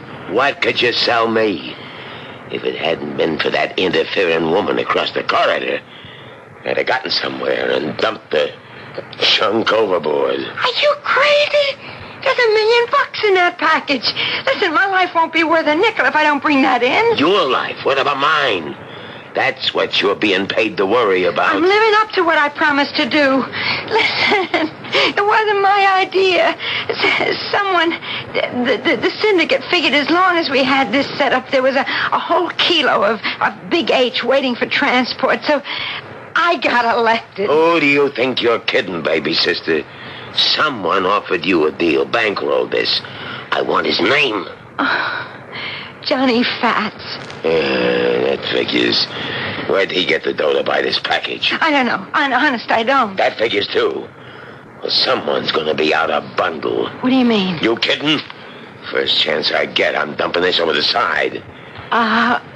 You sure that's smart? All I care about is getting in, Wanda. Once I'm back, dough means nothing. And I don't want something like this to mess up my chances of coming home. It could mean more than you think. How? Look, you've been away a lot of years, Louis. Some of the boys ain't so anxious to see you back. So it's a little insurance in case things don't go all your way and you have to get out again. Well, maybe you got something. Anyways, we got some time to think it over. Now, I'll tell you what I'll do, Millie. Tomorrow, when we get to Trinidad and go ashore, I'll have my glasses fixed. And then, as soon as I get a chance, I'll have a close look at Mr. Rivers. Well, supposing you don't agree with me. Well, then I want you to promise to stop playing detective and do what we took this cruise for. Enjoy yourself. But I am enjoying myself. Okay. So let's say you're right, Millie. Well, what are you going to do about it? You go to the purser or the captain? Say we got a stowaway aboard? Yes, or something like that. Only he isn't, actually. I mean, his passage is paid for. He's like a substitute. But why? Honey, I don't care. And neither should you. But he might be some kind of criminal. Oh, that's just what I mean. If he is, I don't want you getting mixed up. No, I got no right to be risking your happiness. You are retired at last, doing the things we always planned, looking forward to so much more. No, Sam, I'm sorry. I don't care who Mr. Rivers is. I just care who we are, and that we stay that way. I love you. I've made a career out of it. Never regretted it. I love you, Millie.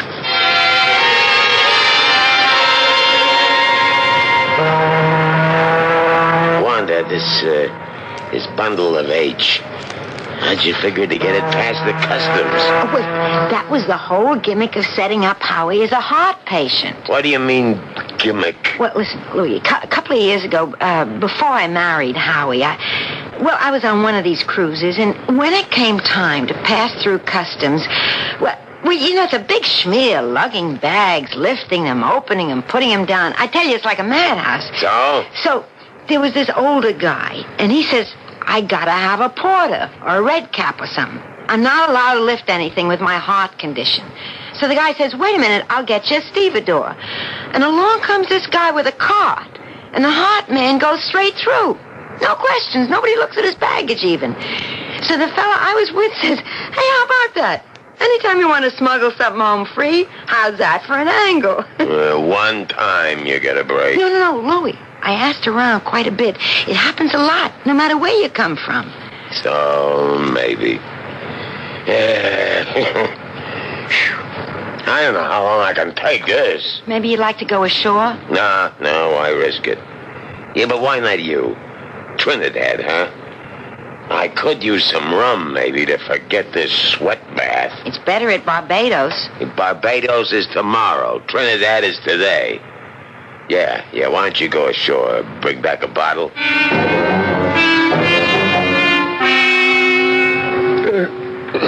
Millie? What are you doing? Oh, Sam, I thought you were taking a nap. Well, I was. But not now. What are you up to? Oh, nothing. Millie? Oh, I couldn't help it, Sam. The cruise is almost over. And except the time we saw her in Trinidad buying some rum, they've never been out of that cabin. I thought you were going to forget the Rivers. Well, I try to, but it isn't so easy.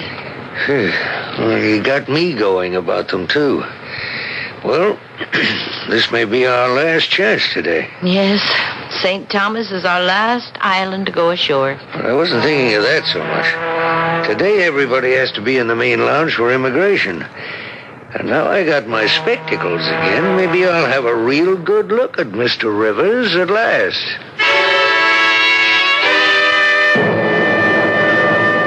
There they are. Huh? Who? The Rivers. Millie, we've forgotten about them. You promised. Yes, but you promised the first chance you got with your spectacles, you'd look at him. Well, they're coming by now. Here's your chance. But Millie, I didn't... Go ahead. How long is this gonna take? They said not too long. You got your papers? Don't worry, I got everything I need. Yeah, hold my glasses while I check. You better not keep them off too long. Well, Sam? Really, it's the same guy who flew down with us on the plane. Sam, you're lying. Millie, that's the same guy. It's got nothing to do with us, and that's how it's going to be. Yes, Sam. 35 years, and you've always been right. I want to protect you. I know. So you're right, Sam. Who's arguing?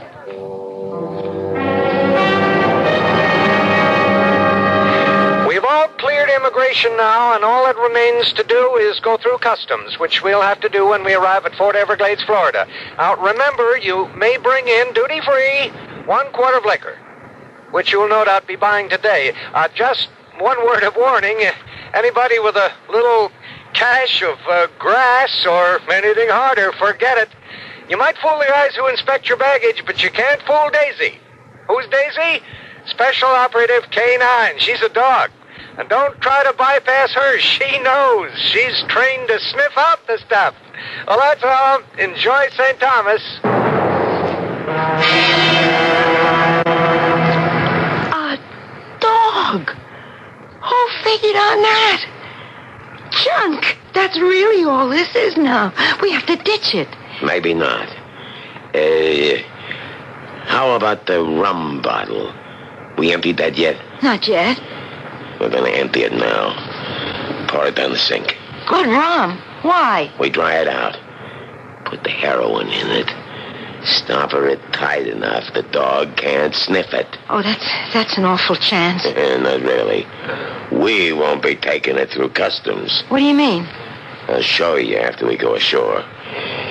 It's about time for me to stretch my legs. And the liquor will be delivered right to the ship. Here, thank you. We better get back. In no hurry. I gotta find my pigeon. What are you talking about? Do me a favor, hon. Go keep that liquor salesman busy while you get us another bottle for the cabin. Bottle of what? Anything, just so long as you keep him busy. I got bourbon, okay? Couldn't care less. I got what I want. Even more than I expected. Louis, what is it? Look there, our neighbors. The nosy lady buying a package of liquor just like us. Come on, Wanda. Now we can go back to the ship. Just a note for all of those who bought your quota of liquor today. Before we sail for St. Thomas, it'll be placed outside your cabins. Please check and make sure you have it. Now, more about our plan. Did we check our liquor? Don't worry. I got in the closet already. I also got rid of our extra bottle. What extra bottle? The bottle that doesn't contain liquid. It has the hard stuff. The heroin? That's it. But where? You gotta keep the brain working every minute, Wanda. I lifted a bottle from the Gorman's package and replaced it with a hot bottle. What better way to bypass the dog and U.S. Customs? And even if we don't, I'm still safe. If they do find the H, it ain't on me. How could you stash it on our neighbor's duty-free cotton? There's a special tape that seals it. Easy. While you kept the liquor man busy buying our extra bottle, I filched enough tape to reseal the carton after I made the switch. How do we get the stuff back? I checked the manifest. Mr. and Mrs. Sam Gorman, 734 West 72nd Street. Soon as we hit the Big Apple, we make one little detour there to pick it up. Well, what do we say? Just there was a mix-up. And if they don't buy that? It's a nice, quiet neighborhood. Anything could happen.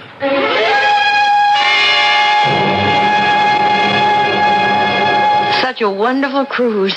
Such a wonderful time. But, oh, Sam, how good it is to be home. Yeah. What's wrong? All right. I could have sworn I double-locked the apartment when we left. But I only had to use one key. Now, Sam, don't start to worry the moment we're... Who could that be? No one knows where... I'll get it. Now, wait a minute. Now, just let me handle this. Yes? Oh, hi, Mrs. Gorman. You remember us from the cruise? Oh, yes. Mr. and Mrs. Rivers, won't you come in? Well, just for a minute. You see, there was a mix-up in some of our baggage. You got our liquor package instead of yours. Really? I mean, you're sure this one here is yours? Yeah, I'm sure. And that's what I'm taking away. Well, now, just a minute. This package has my name on it. Let's not argue, Mrs. Gorman. This is a gun, and I want what's mine. And that's what you'll get, Louis. Freeze. You're covered all over. 6 guns. You're a big fish, Mr. Marino, and as long as you picked up the bait, we want to make sure you don't get away. I know I promised, Sam, but won't you forgive me? How did you know to call the cops? And how did you do it without me knowing? Well, while you were checking through customs, I called them. How did I know to? Sam, I just can't help it. I just notice things. The special seal on our liquor package was suddenly on backwards. So I steamed it off to have a look. That's when I knew. How could I tell you? You wouldn't have let me do what I did. Millie, I'm a retired man. I want to enjoy the quiet I thought I'd earned. Couldn't you? Yes, Sam. I've had enough kicks. I'm ready to retire, too.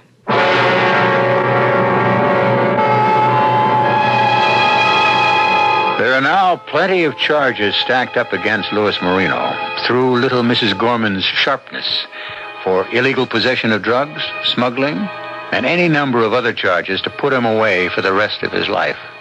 I don't know if there's a moral in this, except that maybe if you want to be crooked, don't mess with the innocent. It's only the ones without any larceny in their hearts you can't figure at all. I'll be back shortly.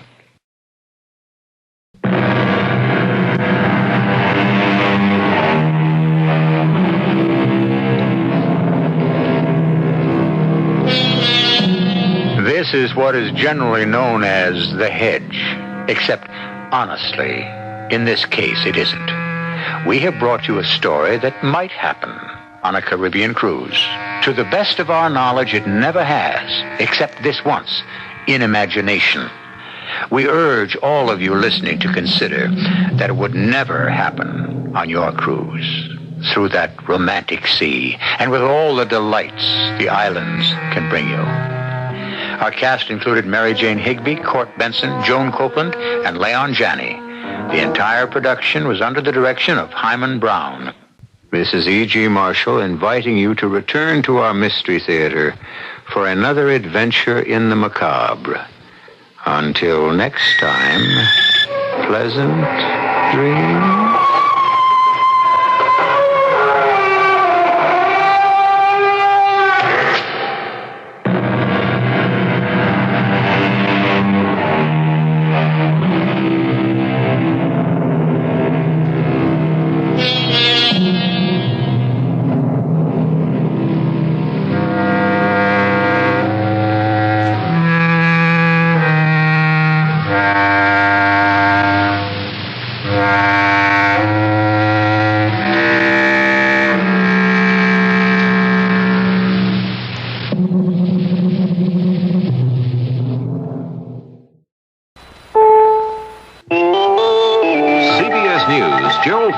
Delivered a speech to fellow Republicans in Washington. This is Doug Poling reporting on the CBS radio network. About 1,200 people gathered at a GOP fundraiser in Washington Thursday night. Phil Jones has a report. The former president answered Democratic critics, including Vice President Mondale, saying he is not ready for the political rocking chair, and he is not interested in being muzzled from criticizing the Democrats who succeeded him. The last time I was in Washington in March, I met with the cabinet, the Republican congressional leadership, my White House senior staff. I worked on a foreign policy speech. I watched a wonderful play from the Kennedy Center's presidential box and met with a former governor in the Oval Office. It was almost as if the election had gone the other way. George McGovern thinks it did. Mr. Ford criticized President Carter's record in holding down inflation, but congratulated the Democratic administration for emulating old Ford policies of trying to lower taxes and limiting government. Phil Jones, CBS News, Washington. More news in a moment. In South Korea, U.S. military officials are declining comment on the recall of the third-ranking American Army general in that country. President Carter has ordered Major General John Singlob to come to Washington and report in person to him. In an interview with the Washington Post, Singlob said the president's decision to withdraw American forces from Korea is a mistake and said it will lead to war with North Korea. The leaders of Saudi Arabia, Egypt, and Syria met in Riyadh Thursday at a mini-summit, and Egyptian radio says the surprise victory of Israel's hawkish Likud bloc was discussed. An aide to Syria's President Assad said the need for military preparations seems to have taken priority over peace arrangements. In Kuwait, a newspaper called for the creation of an Arab super defense alliance patterned after NATO and the Warsaw Pact. Kenya has banned all game hunting in the East African nation in an effort to stop the steady decline of Kenya's wildlife population. All hunting licenses and hunting areas in Kenya will be converted into photographic licenses and areas for picture-taking safaris. One official of the Kenyan government says the ban will stop poachers from masquerading as hunters. He said poachers constitute a great threat to wildlife through their trade in ivory, rhino horn, and the skins of big cats. The White House says President Carter disagrees with Richard Nixon's view that a president has the inherent power to break the law. A Carter aide says the president feels such a philosophy is a tragic mistake. In the third of his interviews with David Frost, broadcast Thursday evening, Mr. Nixon said of burglaries, eavesdropping, and other activity against dissidents, when a president does it, that means it is not illegal. President Carter on Thursday announced a new policy of trying to substantially reduce U.S. arms sales to foreign countries. The president said the virtually unrestrained spread of conventional weaponry threatens stability throughout the world. Now this. In Paris Thursday night, champagne flowed freely on Track J of the Gare de Lyon railroad station as the Orient Express departed for the last time on a 1,900-mile journey to Istanbul. The famous train, long a legend of mystery and romance, will be canceled after an 88-year run. The railroad administrations of the 5 nations served by the Orient Express decided to end it for economy reasons. In the height of its glory, the Express was made up of luxury sleeping and dining cars. The Pullmans were lined with red velvet and mahogany. The diners served fresh oysters and caviar. On its last run, the Orient Express carried only 18 passengers. No food is being served aboard. This is Doug Poling, CBS News.